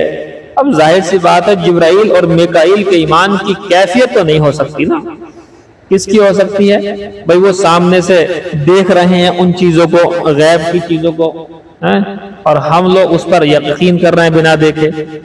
تو لیکن جتنی چیزوں پر جبرائیل اور میکائیل کو ایمان لانا فرض ہے، اتنی ہی ساری چیزوں پر ہمیں بھی ایمان لانا فرض ہے، یہ بات تو ہے۔ تو اس معاملے میں جبرائیل میکائیل سب ایک سے ہو گئے، لیکن ایمان کی کیفیت ان کی زبردست ہے، اور ہماری کیفیت خیر ان کے مقابلے میں کیا ہے؟ ہاں، نبی کی کیفیت حضرت جبرائیل میکائیل سے زیادہ ہوتی ہے۔ وَيُذْكَرُ عَنِ الْحَسَنِ، حضرت حسن سے اس بات کو روایت کیا جاتا ہے، حسن بصری سے، مَا خَافَهُ إِلَّا مُؤْمِنٌ، کہ خوف جو کرتا ہے وہ مومن ہی ہوتا ہے۔ میں نے بتایا تھا آپ سے ما نافیہ آ جائے اور اس کے ساتھ میں اللہ آئے تو ترجمہ ما اور اللہ کو ہٹا کر کرو۔ خوف صرف مومن ہی کرتا ہے، ڈرتا صرف مومن ہی ہے، نہیں ڈرتا ہے مگر مومن، کیا مطلب مومن ہی ڈرتا ہے۔ وَلَا أَمِنَهُ إِلَّا مُنَافِقٌ، نہیں مامون ہوتا ہے، نہیں مامون ہوتا ہے مگر منافق۔ بے اطمینان یعنی اطمینان سے، ایمان کے اعتبار سے اطمینان سے صرف منافق ہی بیٹھتا ہے کہ ہمارا تو ایمان ہو گیا مضبوط، یہ بات صرف منافق کرتا ہے، ورنہ مومن تو ہمیشہ ڈرتا رہتا ہے۔ وَمَا يُحَذَّرُ مِنَ الْإِصْرَارِ عَلَى التَّقَاطُعِ وَالْعِصْيَانِ، اور اس چیز کے بارے میں ہے یہ باب کہ جو ڈرایا جاتا، جس چیز سے بچایا جا رہا ہے، یعنی تقاتل اور عصیان، قتل و قتال اور گناہ پر اصرار کرنے پر اس سے ڈرایا جاتا ہے۔ من غیر توبت، بغیر توبہ کے، لقول اللہ عز و جل، اللہ تعالیٰ کے قول کی وجہ سے، وَلَمْ يُصِرُّوا عَلَى مَا فَعَلُوا وَهُمْ يَعْلَمُونَ۔ اچھا جی، اور نہیں اصرار کرتے ہیں وہ لوگ ان اعمال پر جو انہوں نے کیے ہیں اس حال میں کہ وہ جانتے ہیں۔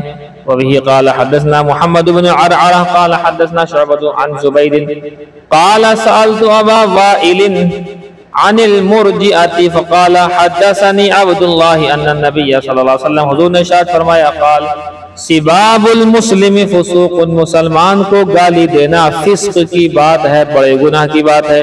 وقتالہ کفر، اور مسلمان کو قتل کر دینا یہ کفر والا عمل ہے، یہ کافروں کا سا عمل ہے۔ مومن کو کون قتل کرے گا ناحق؟ ہاں کسی پر قصاص ہی واجب ہو گیا تو حکومت اسلامیہ خود اسے مارتی ہے، کس نے کسی کو قتل کر دیا بدلے میں اسے قتل کیا جائے گا، یہ الگ چیز ہے۔ یہ تو حق اسلام میں مارا گیا نا، ناحق تو نہیں مارا گیا، حق میں مارا گیا ہے۔ وبه قال حدثنا قتيبة بن سعيد قال حدثنا اسماعيل بن جعفر عن حميد عن انس قال اخبرني عبادة بن صامت ان رسول الله صلی اللہ علیہ وسلم خرج، بے شک اللہ کے رسول صلی اللہ علیہ وسلم اپنے حجرہ شریفہ سے نکلے، یخبر خبر دینے کے لیے، بلیلۃ القدر شب قدر کے بارے میں کہ کون سی رات ہوتی ہے۔ فتلاحا رجلان من المسلمین، دو مسلمان آپس میں لڑ رہے تھے، فقالا، تو حضور نے ارشاد فرمایا، انی خرجت لیخبرکم بلیلۃ القدر، فرمایا کہ میں نکل کے اس لیے آیا تھا تاکہ تمہیں خبر کروں کہ شب قدر کون سی رات میں ہے۔ وَإِنَّهُ تَلَاحَا فُلَانٌ وَفُلَانٌ، فلاں فلاں شخص جو ہے لڑ رہے تھے، فرفعت، تو وہ تعیین اٹھا لی گئی شب قدر کی جو اللہ نے بتا دیا تھا فلاں رات میں ہوتی ہے، اس کی خاص علامت تھی کوئی ایسی جس سے معلوم ہو جاتا ہر سال ہمیں کہ کون سی رات ہے، اللہ نے اس کو اٹھا لیا۔ وَعَسَىٰ أَن يَكُونَ خَيْرًا لَكُمْ، شاید کہ تمہارے لیے بہتری ہے، التمسوها، اب تم اس شب قدر کو خود تلاش کرتے رہو، فی السبع، 27ویں رات میں، والتسع، 29ویں رات میں، والخمس، 25ویں رات میں، خاص طور سے ان راتوں کے اندر اب تم خود ڈھونڈو، اب نہیں، سمجھ میں آئی بات نہیں؟ کون تھے یہ جھگڑ رہے تھے؟ کون کون تھے؟ نام نوٹ کر لو، حاشی میں لکھے ہوئے ہیں، عبداللہ ابن ابی حدرد اسلمی اور کعب بن مالک۔ عبداللہ جی ابن ابی حدرد اسلمی اور کعب ابن مالک رضی اللہ تعالی عنہما۔ حضرت کعب ابن مالک کا قرضہ تھا عبداللہ ابن ابی حدرد پر۔ کعب ابن مالک کا قرضہ کس پہ تھا؟ عبداللہ ابن ابی حدرد پر۔ وہ مانگ رہے تھے، حضرت عبداللہ ابن ابی حدرد جو کہہ رہے تھے، صاحب میرے حالات تھوڑے سے کمزور ہیں، مجھے تھوڑا سا اور جو ہے وہ دے دو، مہلت دے دو۔ تو حضرت کعب بن مالک تھوڑے سے ٹائٹ ہو رہے تھے ان کے اوپر کو، تو آپس میں اس لیے بول چال ہو گئی۔ پھر حضور صلی اللہ علیہ وسلم نے حضرت کعب سے فرمایا کہ ایسا کرو، عبداللہ سے آدھا قرضہ معاف کر دو، تو آدھا معاف کر دیا، اور آدھے قرضے کی ادائیگی کے لیے حضور نے عبداللہ ابن ابی حدرد سے کہا کہ تم اس کو ادا کر دو۔ یہ ہے بات، بس جی۔ جلالین شریف، اعوذ باللہ من الشیطان الرجیم، بسم اللہ الرحمن الرحیم۔ یا بنی اسرائیل اذکرو، اے بنی اسرائیل یعنی یعقوب کی اولاد، وہی بیان جو پر آیا تھا۔ اذکروا نعمتی التی، یاد کرو تم میری اس نعمتوں کو، میری ان نعمتوں کو، التی انعمت علیکم، جو میں نے تمہارے اوپر کی تھی۔ تمہارے اوپر سے مراد تمہارے آبا و اجداد اور ان کے واسطے سے وہ اور تم لوگوں کے اوپر بھی ہو گئی۔ بالشکر علیہا بطاعتی، اس پر شکر گزار کرو اور میری اطاعت کر کے ان تمام نعمتوں کا شکر کرو۔ وانی فضلتکم، اور دیکھو بے شک میں نے تم کو فضیلت دی تھی۔ تم سے مراد ای آباکم، یعنی تمہارے آبا و اجداد کو میں نے علی العالمین، عالمی زمانہم، ان کے زمانے کے پورے عالم کے لوگوں پر ان کو فضیلت دی تھی۔ اپنے وقت میں وہ تمام دنیا میں افضل تھے۔ واتقوا، خافو اور ڈرو تم، یومن ایسے دن سے، لا تجزی فیہ، جس کے اندر نہیں بدلہ بن سکتا ہے، نفس عن نفس شیئا، کوئی نفس کسی نفس کا بدلہ نہیں بن سکتا ہے، کوئی کسی کا عوض اور بدلہ نہیں بنے گا۔ اب بھی گماری ہے تو یہاں سے تو ہم ایسے ہی جیسے سیم چل رہا سبق ویسے ہی بیٹھے ہیں، کوئی بھی چیز فرق نہیں ہے۔ آپ وہاں سے دوبارہ لگاؤ کاٹ کر۔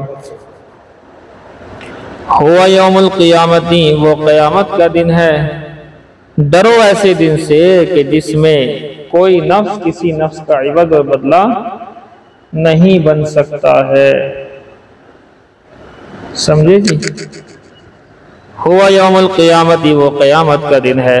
ولا یقبل بالتاء والیا، یا تقبل پڑھو یا یقبل پڑھو، معنی اس کے مفہوم ایک ہی ہوگا، اور نہیں قبول کیا جائے گا، منہا کسی کی جانب سے، کسی نفس کی جانب سے، شفاعت قبول نہیں کی جائے گی سفارش، آئی لیس لہا شفاعت، نہیں ہے اس کے لیے سفارش، فتقبل جو قبول کی جائے، فمالنا من شافعین، جو قرآن کریم میں آیا ہے کہ نہیں ہوگا ہمارے لیے کوئی سفارشی۔ کہنے کا مطلب یہ کافر کے حق میں تو کوئی سفارش ہے نہیں، لیکن مومن کے حق میں تو سفارش ہے۔ من ذا الذی یشفع عندہ الا بإذنہ، تو مومن سب سے پہلے نبی ہیں، نبی حضور صلی اللہ علیہ وسلم امت کے حق میں سفارش فرمائیں گے، پھر بھی حفاظ بھی فرمائیں گے، شہداء فرمائیں گے، حاجی فرمائیں گے، علماء، جیسے بھی سب کا اپنا اپنا حساب ہو اس وقت وہاں۔ ایک منٹ، یہ مائک نکل گیا۔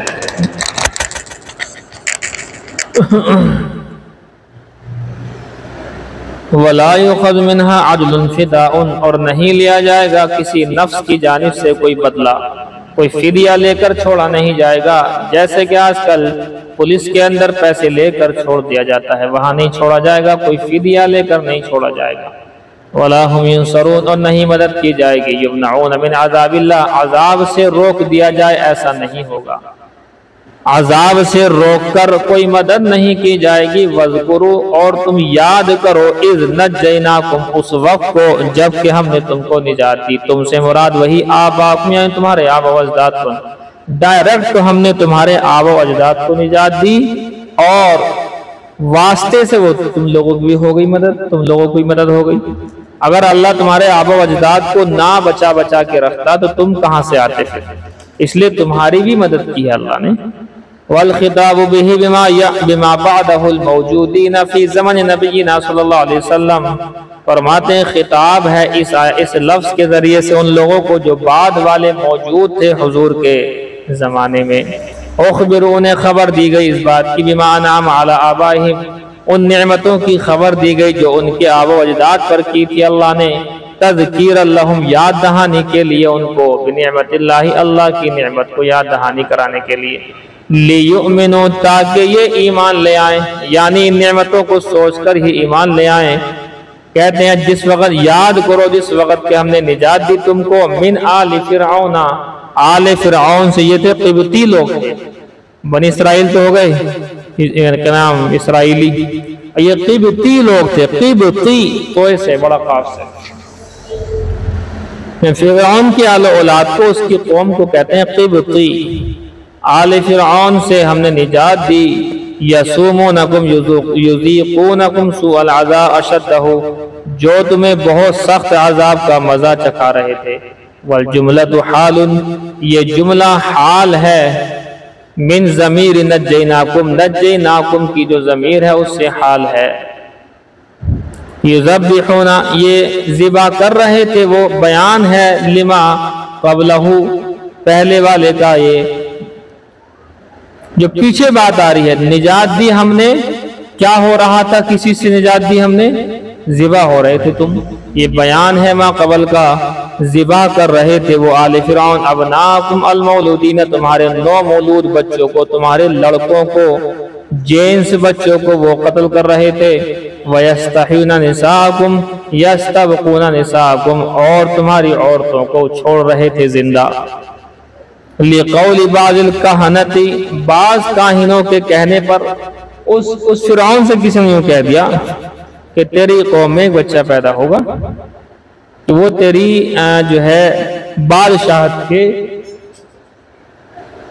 زوال کا سبب بنے گا، بادشاہت کے ختم ہونے کا سبب بن جائے گا، یہ کہہ دیا۔ اب اس نے تو پھر اعلان کر دیا کہ بھی سارے بچوں کو قتل کرو۔ پھر جو ہے کچھ وزیروں نے کہا جی اگر سارے بچے قتل ہوں گے تو جنگ و جہاد میں دقت آ جائے گی، کر لگے ایک سال جو ہے قتل کرو اور ایک سال والوں کو چھوڑو۔ تو جس سال چھوڑنے کا سال تھا تو حضرت ہارون ہوئے تھے پیدا، اور جس سال قتل کرنے کا سال تھا اس سال حضرت موسیٰ پیدا ہوئے۔ اللہ نے وہ ترتیب بنائی، پھر ماں کو الہام کیا، ایک صندوق کے اندر رکھ کر کے انہیں اس کے اندر چھوڑ دیا، دریائے نیل ہے یا جو ہے جو ہے وہ تھا دریا تھا وہاں، اس کے اندر چھوڑا، وہ جا کر کے پانی اور درخت کے بیچ میں مل گئے، وہیں بیٹھی تھی حضرت آسیہ، انہیں دکھائی دے گا، انہوں نے بلایا، بلانے کے بعد دودھ نہیں پیا تو ان کی بہن وہاں پیچھے پیچھے پہنچی گئی تھی، اس بہن نے بتایا کہ ایک عورت ہے اس کا دودھ یہ پی سکتے ہیں، بہرحال انہی کی ماں حضرت موسیٰ ہی کی ماں آ گئی، پھر انہوں نے دودھ پلایا تو کہنے لگے جی آپ ہی دودھ پلاؤ، آپ ہی رکھو۔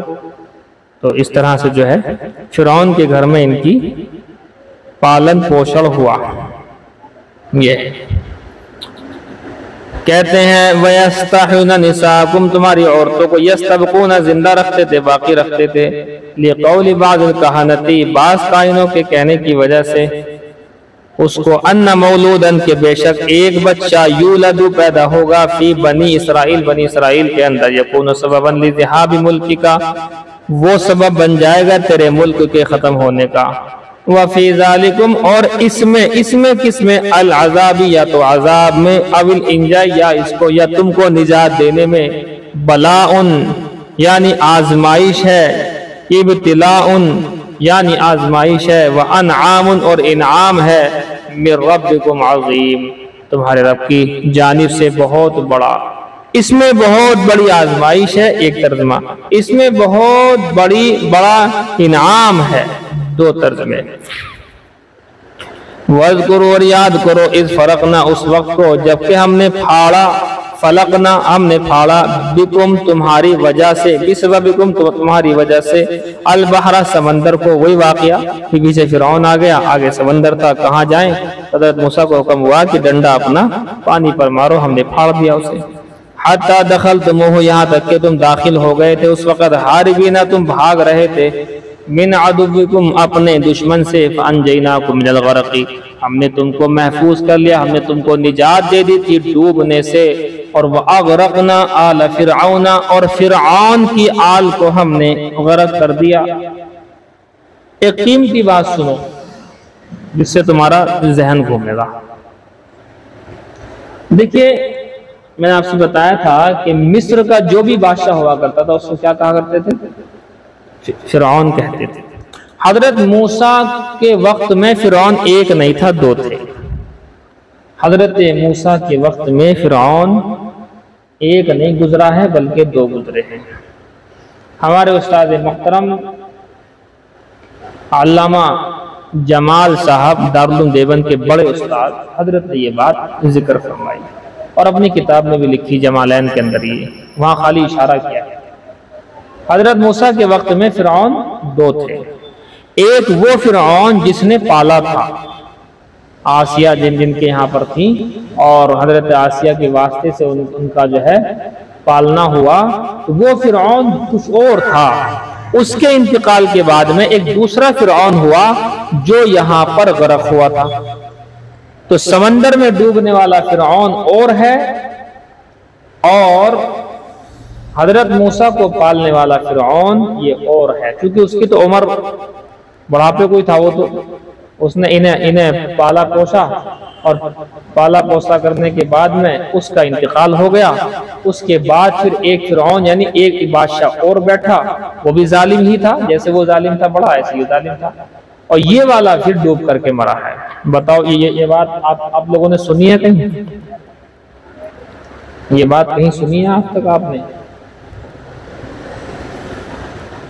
ہے جی، کس نے سنی ہے یہ بات؟ جلدی بتاؤ، آگے بڑھنا ہے.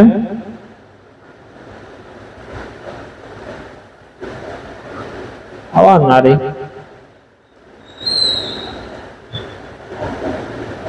آواز تو نہیں رہی. اچھا چلو، ابھی ہمیں خیر آواز نہیں آئی، لیکن یہ ہے کہ کچھ نہ کچھ کہا ہے آپ نے، اللہ جانے کیا کہا ہے. چلو اسے دیکھو حضرت موسیٰ کے وقت میں فرعون دو، ایک وہ جس نے حضرت موسیٰ کو پالا تھا، اور ایک وہ حضرت موسیٰ کے وقت میں ڈوب کر مرا تھا. کیونکہ فرعون تو بادشاہ کو کہتے، جو بادشاہ بنے گا وہی فرعون ہوگا. یہ تھا دیکھیے فَأَنْجَيْنَاهُ وَأَغْرَقْنَا آلَ فِرْعَوْنَ، اور ہم نے تمہیں نجات دے دی اور غرق کر دیا فرعون کی آل کو، قومہ معہ، اس کی قوم کو اسی کے ساتھ میں غرق کر دیا. وَأَنْتُمْ تَنْظُرُونَ، اس حال میں کہ تم دیکھ رہے تھے اپنی کھلی آنکھوں سے. کیا دیکھ رہے تھے؟ إِلَى انْطِبَاقِ الْبَحْرِ عَلَيْهِمْ، کہ ان کے اوپر سمندر کیسے ان کے اوپر سمندر جو ہے بند ہو گیا. سمندر ان کے اوپر کیسے بند ہو گیا ایک دم. تم اپنے آنکھوں سے دیکھ رہے تھے، تم تو پار ہو گئے. 12 راستے بن گئے تھے، 12 ہی اس کے اندر مطلب قبیلے تھے، تو 12 قبیلے 12 راستے، اور وہ تو بند ہو گیا. اب تم پار ہو گئے، اور جب یہ فرعون اس کے اندر گھسا ہے یہ کہتے ہوئے کہ دیکھا سمندر نے میرے لیے راستہ دے دیا، اب یہ کہہ کر کے ساری قوم کو اس کے اندر ڈال دیا، بس خود بھی ڈوبا، اور جو ہے اور لوگوں کو بھی ڈوبنے کا ذریعہ بن گیا. یہ ہے جی بات.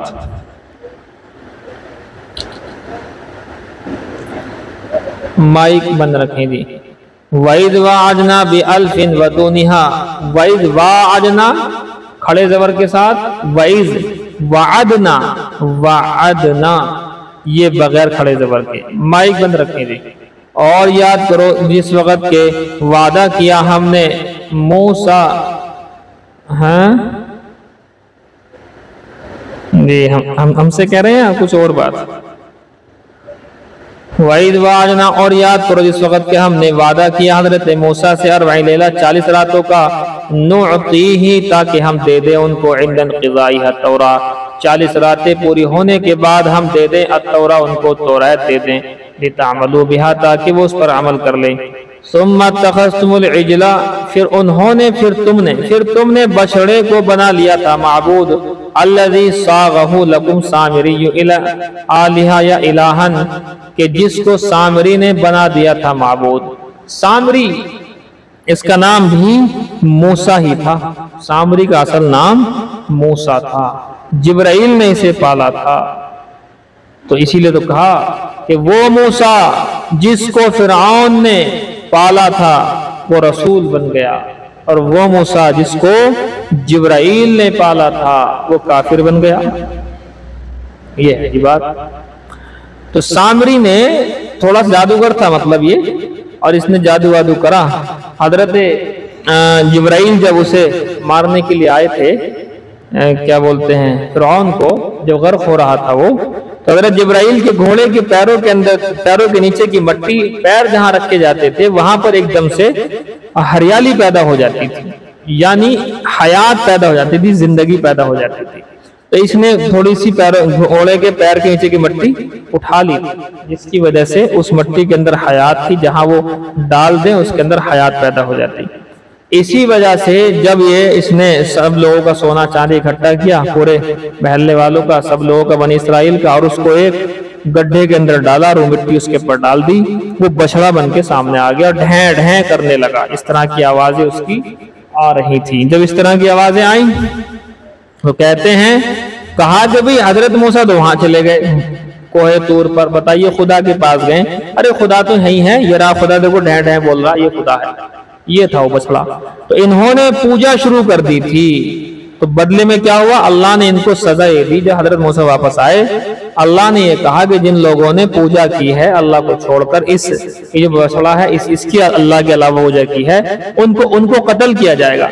लिहाजा जिन लोगों ने पूजा नहीं की है वो लोग उन लोगों को कत्ल करेंगे अपने हाथ से, चाहे रिश्तेदार हो, बाप हो या बेटा हो, कोई भी हो, अपने हाथ से करेंगे कत्ल।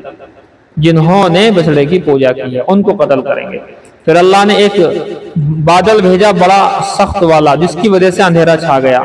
ये नहीं मालूम हो रहा था कौन किसको कत्ल कर रहा है। लिहाजा इस तरीके से बगैर देखे ही लोगों ने उन लोगों को कत्ल किया जिन्होंने बछड़े की पूजा की थी। 70,000 हुए थे कत्ल। सोच लो आप, 70,000 लोग एक ही घंटे में या एक वक्त में ही मारे गए, जिन लोगों ने जो है, इनकी तौबा थी ये, तौबा तभी कबूल होगी जब तुम्हें मारा जाएगा। इसलिए तो कहते हैं इस्लाम बड़ा आसान है, ईमान दीन हमारा बड़ा हल्का है, वरना पहली शरीयतों के अंदर बड़े सख्त थे मामला। तौबा के अंदर मर्डर होता था, मर्डर, तब जाकर तौबा कबूल होती थी। यहाँ ऐसा नहीं, हाथ उठाओ तौबा कबूल हो जाएगी। देखिए पूरा मन नीचे तक बयान कर दिया, देखो इसको। सुम्मत तख़ज़्तुल इल्ला मिन बादिही, फिर तुमने उसके बाद में जाने के हजरत मूसा के जाने के बाद तुमने बछड़े को माबूद बना लिया था। इबादत ज़िहाबिही, यानी हजरत मूसा के जाने के बाद इला मियाजना, हमारे वक्त मुतय्यना की जानी, यानी 40 दिन का हमने उनको टाइम लिया था, तो हमारा जो वक्त था 40 दिन, इतने में तुमने वो काम कर लिया। वहाँ वान तुम ज़ालिमून, इस हाल में कि तुम उस वक्त जालिम बन चुके थे। बेइत्तिखाज़िही, बनाने की वजह से, लिवज़इकुमुल इबादता, तुमने इबादत को रखा, फी गैरि महल्लिहा, उसके अलावा में। इबादत तो अल्लाह के लिए है, अल्लाह के अलावा किसी की इबादत गैर महल में रखना कुफ्र और शिर्क है, हराम है। तो जालिम बन गए तो काफिर भी बन गए। सुम्मा अफ़ौना अन्कुम मिन बादि ज़ालिका, फिर हमने तुम्हें माफ कर दिया इसके बाद, लअल्लकुम तशकुरून, ताकि तुम हमारी नेमतों का शुक्रगुजार करो, शुक्रगुजार बन जाओ। नेमतना अलैकुम, जो हमारी नेमतें तुम्हारे ऊपर है उसका शुक्र करो। वईदात, और याद करो उस वक्त को जब के दिया हमने मूसा अलैहिस्सलाम को अल किताबा, तौराता, किताब तौरात दे दी, वल फुरकान, और फुरकान भी दिया था। ये क्या चीज है फुरकान? कि तौरात से हटकर अल फुरकान वो अहकामात जो हक व बातिल और हलाल व हराम के दरमियान में फर्क करने वाले होते हैं। आतफुन तफसीरुन, कहते हैं अत-तौराह की तफसीर ही है अल फुरकान, अल फारिक़, यानी फर्क करने वाले, बैनल हक़ वल बातिल, हक व बातिल के दरमियान, वल हलाल वल हराम, हलाल व हराम के दरमियान। लअल्लकुम तहतदून बिही मिनज़ ज़लाली, ताकि तुम हिदायत याफ्ता हो जाओ इसके जरिए से, मिनज़ ज़लाली, गुमराही से तुम हिदायत याफ्ता हो जाओ। वइज़ क़ाल मूसा लिक़ौमिही अल्लज़ीना अबदुल इजला, और याद करो उस वक्त को जब के हज़रत मूसा ने अपनी उस कौम से जिसने इबादत की थी बछड़े की, या कौमी, ऐ मेरी कौम, इन्नकुम ज़लमतुम अनफुसकुम, बेशक तुमने अपने ऊपर जुल्म कर लिया, बित्तिखाज़िकुमुल इजला इलाहन, बछड़े को माबूद बनाकर, फतूबू इला बारीकुम, बारी माने खालिक के हैं, बारी उन माने खालिक उनके माना है। तो तुम तौबा करो अपने खालिक की जानिब, अपने रब से तौबा करो, अल्लाह से तौबा करो। आई खालिकुम मिन इबादतिही, यानी अपने खालिक से तौबा करो, उसकी इबादत से तुमने आराज किया था। अब तौबा होगी कैसे? फ़क़्तुलू अनफुसकुम, एक दूसरे को कत्ल करो। आई लियक़्तुलल बरीउ मिनकुमुल मुजरिमा, के चाहिए कि जो बरी था, बरी मतलब जिसने पूजा नहीं की थी, वो कत्ल करेगा, मिनकुम, तुम में से, अल मुजरिमा, उस शख्स को जो मुजरिम था, यानी बछड़े की पूजा किए हुए था। ज़ालिकुमुल क़त्लु, ये कत्ल किया जाना, खैरुल लकुम इंदा बारीकुम, बेहतर है तुम्हारे लिए तुम्हारे रब के पास से, तुम्हारे खुदा के पास ये तुम्हारे लिए बेहतर है। फवफ़क़कुम, अल्लाह ने तुम्हें तौफीक दे दी, लिफ़िअलि ज़ालिका, इस अमल की, वारसल अलैकुम सहाबन सौदा, अल्लाह ने तुम्हारे ऊपर काला बादल भेज दिया था, लिअल्ला यबसुरा बाज़ुकुम बाज़ा फ़यरहमहु, ताकि तुम बाज़ को ना देखो कि रहम करने लगो। کسی کا بیٹا سامنے ہوگا، کسی کی بہن، کسی کا کوئی تاکہ تم رحم نہ کر سکو۔ اللہ نے کالا بادل ایسا بھیجا کہ چاروں طرف چھا گیا، سب کالا ہی کالا ہو گیا۔ اب قتل و قتال کرنا شروع کیا گیا، حتی قتل منکم، یہاں سے قتل کیے گئے تم میں سے، یہاں تک کہ قتل کیے گئے تم میں سے نحو 70,000، 70,000 کے لگ بھگ قتل کیے گئے۔ فتاب علیکم، اب یہ جو مارا گیا، قتل کیا گیا ہے، یہی ان کی توبہ تھی، تو اللہ نے تمہاری توبہ کو قبول کر لیا۔ قابلہ، اس کو قبلہ نہیں پڑھنا، قابلہ یقبلو سے ہے، قابلہ توبتکم، اللہ نے تمہاری توبہ کو قبول کر لیا۔ انہ هو التواب الرحیم، بے شک وہی تو التواب یعنی توبہ قبول کرنے والا، الرحیم یعنی رحم کرنے والا ہے۔ اللہ اکبر کبیرہ۔ لیجئے جی آپ کا یہ سبق کہ جو لفظ فرعون، چاہو تو نام بھی جو ہے نوٹ کر لو، مختلف نام آئے ہیں۔ حضرت موسیٰ کا ایک فرعون کا نام تو ہے قابوس، قابوس۔ ایک قول کے مطابق نام ہے ولید ابن مصعب ابن ریان، زیادہ یہی چلتا، ولید ابن مصعب یا مصعب، ایک ہی بات ہے، سواد سے ہے، سواد عین با، مصعب جی۔ فرعون کا نام ولید، باپ کا نام مصعب، دادا کا نام ریان جی، ولید ابن مصعب ابن ریان، دیکھ لیا آپ نے۔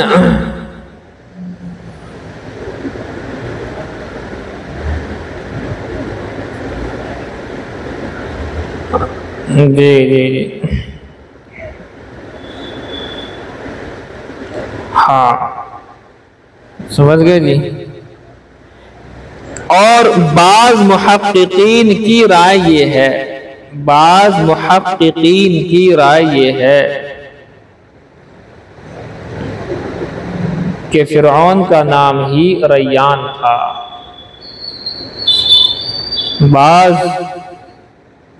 محققین کی رائے یہ ہے کہ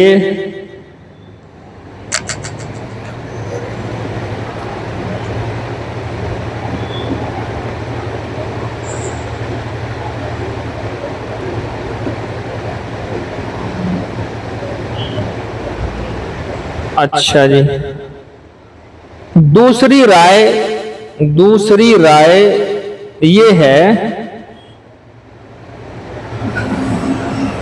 کہ فرعون کے زمانے میں جو دو ہوئے ہیں فرعون، دو فرعون ہوئے ہیں، ان میں سے پہلا فرعون رامسیس، رام را عین میم اور سیس، رامسیس اور ریمسیس دونوں طرح پڑھا گیا، عین سے بھی اور یا سے بھی، ریمسیس اور رامسیس ثانی، رامسیس ثانی تھا۔ اور دوسرا فرعون جو غرق ہوا ہے وہ رامسیس ثانی کا بیٹا من فتح تھا، رامسیس ثانی کا بیٹا من فتح۔ یہ بھی جو ہے ایک بات ہے، یہ آپ کو بات ملے گی قصص القرآن، مولانا حفظ الرحمان صاحب سیوہاروی کی کتاب ہے، آپ کے آس پاس ہی ہیں سیوہاروی، مجاہد ملت تھے، جہادی جسے کہتے ہیں، مجاہدین، بڑے زبردست عالم تھے۔ قصص القرآن مولانا حفظ الرحمان سیوہاروی کی کتاب میں اس کی وضاحت موجود ہے۔ بہرحال باقی باتیں تو آپ کے سامنے ہو ہی گئی ہیں۔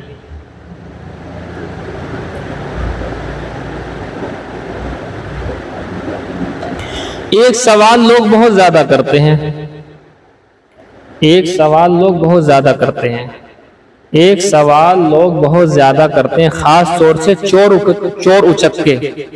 اب سن لو کیا سوال کرتے ہیں۔ یہاں بھی تھے، یہاں بھی میرے پاس بھی آئے کچھ لوگ جو چوری کے لیے آئے تھے۔ کیا پوچھتے ہیں کہ جی حضرت موسیٰ کی والدہ کا نام بتا دو۔ میں نے کبھی تمہیں کیا ضرورت پڑ گئی حضرت موسیٰ کی والدہ کا نام کی، تمہیں کیا ضرورت پڑ گئی؟ اوہو، تو پہلے تو خیر بتایا نہیں، مجھے بعد میں معلوم ہوا تو میں نے انہیں دے دیا نام وہ۔ کئی طرح کے قول ہیں، آپ نے بحشی جبر کے اندر بھی پڑھا ہے، یو خاند، یو خاند، یو خا، یو کابد، بتاؤ کتنے سارے ہو گئے؟ کیا کیا نام ہے؟ یو خاند، یو خاند، یو خا اور یو کابد یا یو کابد، یہ والدہ کا نام ہے ان کی، نہیں سمجھا آپ؟ اب جو ہم نے نام بتایا تو پھر بعد میں وہ آیا کہ جی وہ تالا کھل نہیں رہا۔ اب بھیا کس تالے کی بات کر رہا تھا؟ کہ جی بات یہ ہے کہ ہمیں یہ خبر لگی تھی کہ جو ہم جو چوری کرتے ہیں، اس نے تو کہانی چوری، لیکن ہمیں تو معلوم ہے اس کا حال کیا ہے، کہ جو تالے پر اگر حضرت موسیٰ کی والدہ کا نام لے دو، وہ تالا جو ہے ایک دم سے ہی آٹومیٹک کھل جاتا۔ تو ظاہر سی بات ہے کسی بھی لوک کا تم تالا کھول رہے ہو، کسی اٹیچی کا تالا کھول رہے ہو یہ نام لے کر کے، تو اس میں سے کرو گے کیا؟ لے کے آؤ گے مال۔ تو اب یہ تھا، میں نے کہا انا للہ و انا الیہ راجعون۔ بتائیے حضرت موسیٰ کی والدہ کا بابرکت نام اس لیے استعمال کرو کہ میں نے ایمان بھی ختم ہو جائے گا؟ وہ ایک نے یہ بتایا کہ درود شریف میں ملا کر کے پڑھو، میں درود شریف کا نام لے رہا ہوں، کسی ناجائز کام پر دینی کوئی بھی چیز پڑھنے سے ایمان ختم ہو جاتا ہے۔ تم نے اگر ناجائز پر لا الہ الا اللہ پڑھ دیا تو تمہارا ایمان ختم۔ میں نے کہا ہو تو یہ ہوتا ہے جی، اس لیے بہت سارے لوگ حضرت موسیٰ کی والدہ کا نام پوچھتے ہیں چوری کے لیے، تالا کھلے گا اس سے یوں کہتے ہیں، نہیں کھلتا کوئی تالا والا، یہ آپ سمجھ لیجئے، سب بات ویسے ہی ہے اوٹ پٹانگ۔ ہاں ہمارے ساتھ یہ تو ہوا ہے، ایک مرتبہ ہم وہاں کھڑے ہوئے تھے اور کافی وقت ہو گیا اس بات کو، ایک صاحب اس تالے کو کھول رہے تھے، بڑی محنت کر رہے، سبھی لوگ کھول رہے، نہیں کھل رہا، سب تھک کر کے بیٹھ گئے، تو ہم نے خالی بسم اللہ الرحمن الرحیم پڑھ کے کھولا، یوں آ گیا ہاتھ میں ایک دم۔ تو یہ تو ہوا ہے، اس طریقے سے تو ہو جاتا ہے، کیونکہ نام بھی ہم نے اللہ ہی کا لیا ہے، اور تالا بھی ایسا نہیں تھا کہ چوری کے لیے تھا، بلکہ وہ اس کے گھر کا تالا تھا، بہت دنوں سے ایسے ہی رکھا ہوا تھا، اسے کھولنا تھا۔ تو یہ تو ہوا ہے ہمارے ساتھ، اور نیت اس وقت یہی تھی کہ بھئی انشاءاللہ یہ کھلے نہ کھلے، جب میں اللہ کا نام لوں گا تو کھلے گا، جائز مقصد سے کھول رہے تھے۔ اب یہ دیکھ لو لوگ جو ہے کس مقصد سے کھول رہے ہیں۔ تو یو خاند، یو خا، یو خاند اور یو کابد، یہ کئی سارے الفاظ آتے ہیں، ان میں سے کوئی ایک لے لو جو تمہارا اچھا کرے، سمجھے جی؟ بس جی، ترمذی شریف جلد ثانی ابواب الاطعمہ، یہ دیکھو، لیکن تمام ابواب کے پڑھانے کا مقصد یہ ہے، کہیں تو ابواب اللباس آتا ہے، لباس کیسا پہنے، کس طریقے سے پہنے، کیوں پہنے، کتنا پہنے، کہاں تک فرض ہے، کتنا ضروری ہے، کتنا مستحب ہے، کتنا سنت ہے۔ کبھی کھانے کا بیان آتا ہے، کھانا کیسے کھائیں، دسترخوان کیسا ہو، کیا چیزیں کھا سکتے ہیں، حضور نے کیا چیزیں کھائی ہیں۔ یہ سارے بیانات اس لیے ہوتے ہیں کہ ہماری زندگی اللہ کے حبیب صلی اللہ علیہ وسلم کے طور و طریقے میں رچ بس جائے۔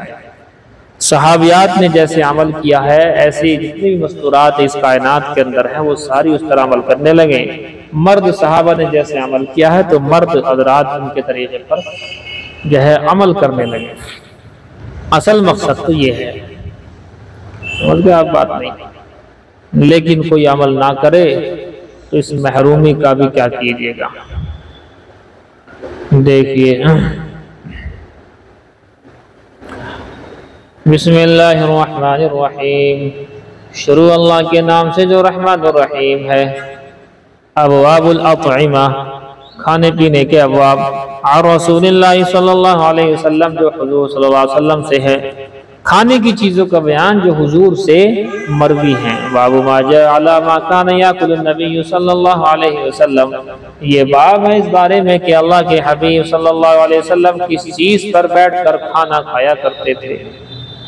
کہاں دسترخوان پہ کھاتے تھے؟ وبه قال حدثنا محمد بن بشار قال حدثنا معاذ بن هشام قال حدثني ابي عن يونس عن قتادة عن انس بن مالك عن انس رضي الله تعالى عنه قال، فرماتے ہیں حضرت انس بن مالک رضی اللہ تعالی عنہ، ما قال النبی صلی اللہ علیہ وسلم علی خیوان ولا سکر روجۃ ولا خبز له مرقق فقلت لقتادہ فعلى ما كانوا يأكلون قال على هذه السفر۔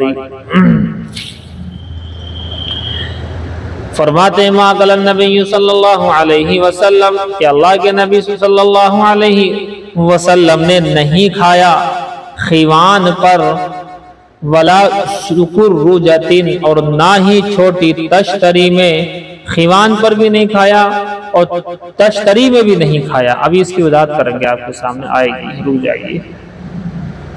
آپ نے خیوان پر بھی نہیں کھایا، سکر رجہ پر بھی نہیں کھایا۔ سکر رجہ کہتے ہیں چھوٹی تشتری، رکابی جسے کہتے ہیں۔ ولا خبز له مرقق اور اللہ کے نبی صلی اللہ علیہ وسلم کے لیے پتلی روٹی بھی نہیں پکائی گئی ہے۔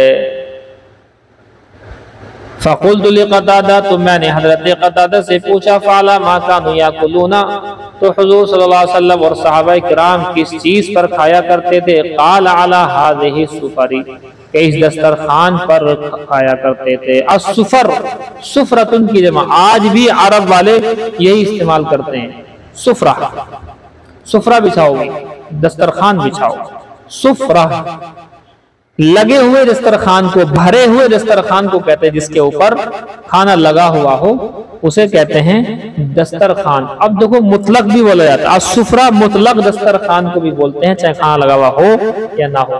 ایک لفظ آپ نے اور پڑھا ہوگا، کیا؟ مائدہ۔ مائدہ کے معنی بھی یہی آتے ہیں، دسترخوان کے ہی آتے ہیں، لیکن اس کو سمجھو دسترخوان مائدہ کا جو ہوتا ہے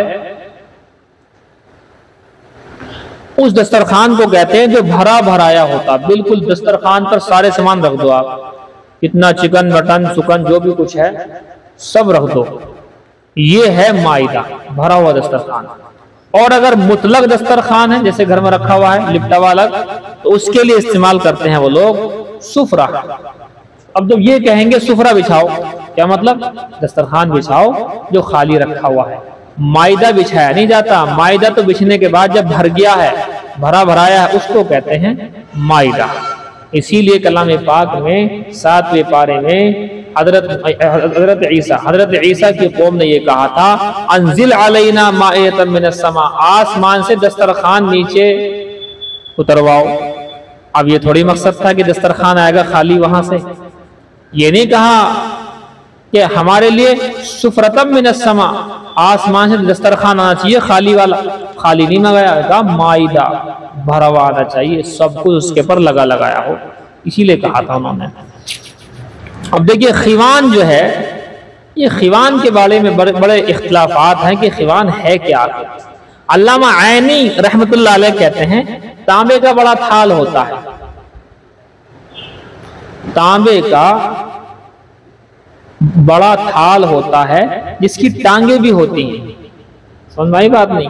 چھوٹی چھوٹی ٹانگیں ہوتی ہیں اس کی، اور جو ہے تانبے کا بڑا تھال ہوتا ہے، اس پر بیٹھ کر کھانے کو حضور نے، یعنی کبھی حضور نے اس طرح کے دسترخوان پر کھانا نہیں کھایا ہے، ایک بات۔ اور دوسرا سکر رجہ، ایسا کیا نام اس کا، ارے یہ جو تھا تشتری، چھوٹی تشتری، تو رکابی بھی کہہ دیتے ہم لوگ، بغیر دسترخوان کے چھوٹی تشتری پر نہیں کھایا، بغیر دسترخوان کے وہ جو تانبے کا ٹیبل ٹائپ میں ہوتا ہے وہ، اور اس کی ٹانگیں بھی ہوتی ہیں چھوٹی چھوٹی، اس پر بھی نہیں کھایا، اسے کہتے ہیں خیوان۔ سمجھ میں بات آئی نہیں؟ نوٹ کر لو اب اس کو، تانبے کا بڑا تھال جس کے نیچے ٹانگیں لگی ہوئی ہوں وہ خیوان ہے، اور دوسرا چھوٹی تشتری اور رکابی، یہ بھی نہیں کھایا کبھی آپ نے اس کے پر بھی۔ معلوم کیا گیا پھر کھانا کس چیز پر کھاتے تھے؟ جواب دیا گیا علی ہذہ السفر، ان دسترخوانوں پہ کھاتے تھے، بس ان دسترخوانوں پر کھاتے تھے۔ السفر یہ سفرتن کی جمع نارمل دسترخوان کو بولتے ہیں، اور وہ تھا کس چیز کا؟ وہ چمڑے کا دسترخوان تھا۔ سمجھ میں آئی بات؟ باب ما جاء فی اکل الارنب، خرگوش کے کھانے کے بیان میں یہ باب ہے۔ خرگوش کھانا حلال ہے یا حرام؟ چاروں ائمہ، امام اعظم ابو حنیفہ رحمۃ اللہ علیہ، امام شافعی رحمۃ اللہ علیہ، امام مالک رحمۃ اللہ علیہ، امام احمد بن حنبل رحمۃ اللہ علیہ، تمام کا اتفاق ہے کہ خرگوش کے حلال ہونے میں کوئی اختلاف نہیں ہے۔ اہل سنت والجماعت کے نزدیک اس میں کوئی اختلاف نہیں ہے، لیکن بعض لوگوں کا صحابہ میں ہی کچھ اختلاف تھا، بعض اس کو منع کرتے تھے، لیکن بہرحال چاروں ائمہ نے قرآن و حدیث کی روشنی میں یہ کہا کہ خرگوش بالکل جائز ہے، حلال ہے، لیکن شیعہ لوگوں نے نہیں کہا۔ شیعوں نے اپنی 1.5 اینٹ کی مسجد الگ الگ رکھی ہوئی ہے، شیعوں کا حساب الگ ہوتا ہے۔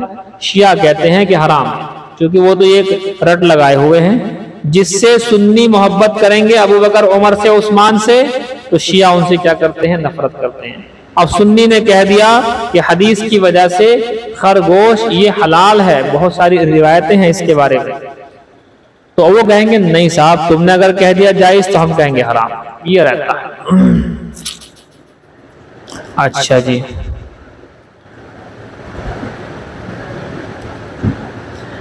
دیکھیں جی آگے روایت دیکھیں۔ وبه قال حدثنا محمود بن غيلان قال حدثنا ابو داود قال حدثنا شعبة عن هشام بن زید قال سمعت انس يقول، فرماتے ہیں ہشام بن زید نے سنا حضرت انس کو یہ کہتے ہوئے، انفجنا ارنبا بمر الزهران، انفجنا ارنبن بمر الزهران، مر الزهران ایک جگہ کا نام ہے، مر الزهران میں ایک خرگوش کو ہم نے دیکھ لیا، ہم نے پا لیا، جیسے ہم نے دیکھا فسعى اصحاب رسول اللہ صلی اللہ علیہ وسلم خلفها، تو حضور صلی اللہ علیہ وسلم کے صحابہ اس کے پیچھے دوڑ پڑے۔ اب یہ دوڑنے لگے، چلو جی دوڑ رہے ہیں، فادرکتها، تو میں نے اس کو پکڑ لیا، فاخذتها، میں نے اسے پا لیا اور میں نے اسے پکڑ لیا، فاتیت بها ابا طلحہ، میں اس کو لے کر گیا ابو طلحہ کے پاس۔ یہ ابو طلحہ کون ہے؟ حضرت انس کے سوتیلے ابا، حضرت انس کی امی ام سلیم رضی اللہ تعالی عنہما، انہوں نے حضرت ابو طلحہ سے نکاح کیا، حضرت انس ہوئے پیدا۔ حضرت انس کی پیدائش کے بعد ابا کا انتقال ہو گیا ابو طلحہ کا، جس وقت کا واقعہ بیان کر رہے ہیں اس وقت تھے۔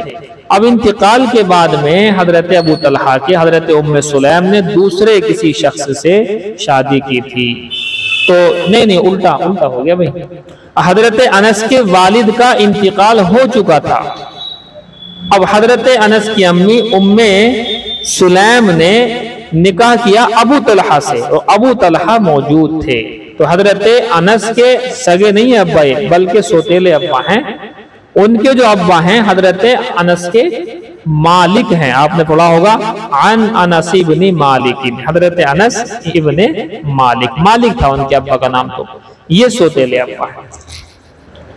کہتے ہیں میں نے اسے پا کر کے میں نے اسے پکڑ لیا، فاتحت بها ابا طلحہ، میں اسے لے آیا ابو طلحہ کے پاس، فذبحها بمروہ، اور پتھر کی نکیلا پتھر تھا، وہ نکیلا پتھر سے ذبح کر دیا حضرت ابو طلحہ نے اس کو، فبعث معی بفخذها او بورقها، اور بھیجا میرے ساتھ میں اس کی ران کو، اس کی ران جسے جانگ کہتے ہیں ہم، الی النبی صلی اللہ علیہ وسلم، حضور کے پاس بھی بھیج دی، فاکلہ، حضور نے اسے کھا لیا، فقلت، میں نے کہا اکلہ، کیا کھایا تھا؟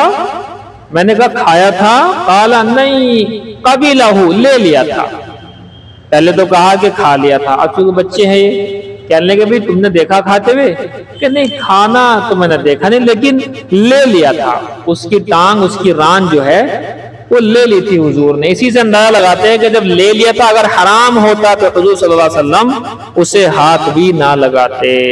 یہ ہے. وفی الباب، اس باب کے اندر حضرت جابر سے روایت ہے، عن جابر و عمار، حضرت عمار سے بھی ایک روایت ہے، محمد بن صفوان سے بھی روایت ہے. وَيُقَالُ محمد بن الصیفی، کہتے ہیں محمد بن صیفی بھی کہا جاتا ہے اس کو. هذا حدیث حسن صحیح، یہ حدیث حسن اور صحیح ہے. دیکھو راویوں کی بڑی اچھی بحث ہوتی ہے، مگر چونکہ ٹائم نہیں ہوتا اس لیے ہم راویوں کے بارے میں کس کے نام وغیرہ اس طرح کی چیزیں پڑھاتے نہیں ہیں. والعمل على هذا، اور عمل اس پر، عند اکثر اہل العلم، اسی پر عمل ہے اکثر اہل علم کا. لا يرون بأكل الارنب باسا، خرگوش کے کھانے کو وہ کوئی حرج نہیں سمجھتے تھے. وقد کرہ بعض اہل العلم اکل الارنب، لیکن بہت سے علم والوں نے اس کو مکروہ سمجھا ہے. وقالو، اور یہ کہا ہے کہ انہا تدمئی، اس کو آپ رہنے دو، اس لفظ کا ٹرانسلیشن آپ رہنے دو. اچھا جی، اچھا یہ بات سمجھ میں آ گئی آپ کی؟ نہیں بتاؤ. وہ خلاصہ اس بات کا یہی ہے کہ خرگوش کو حلال ہی قرار دیا گیا ہے بس.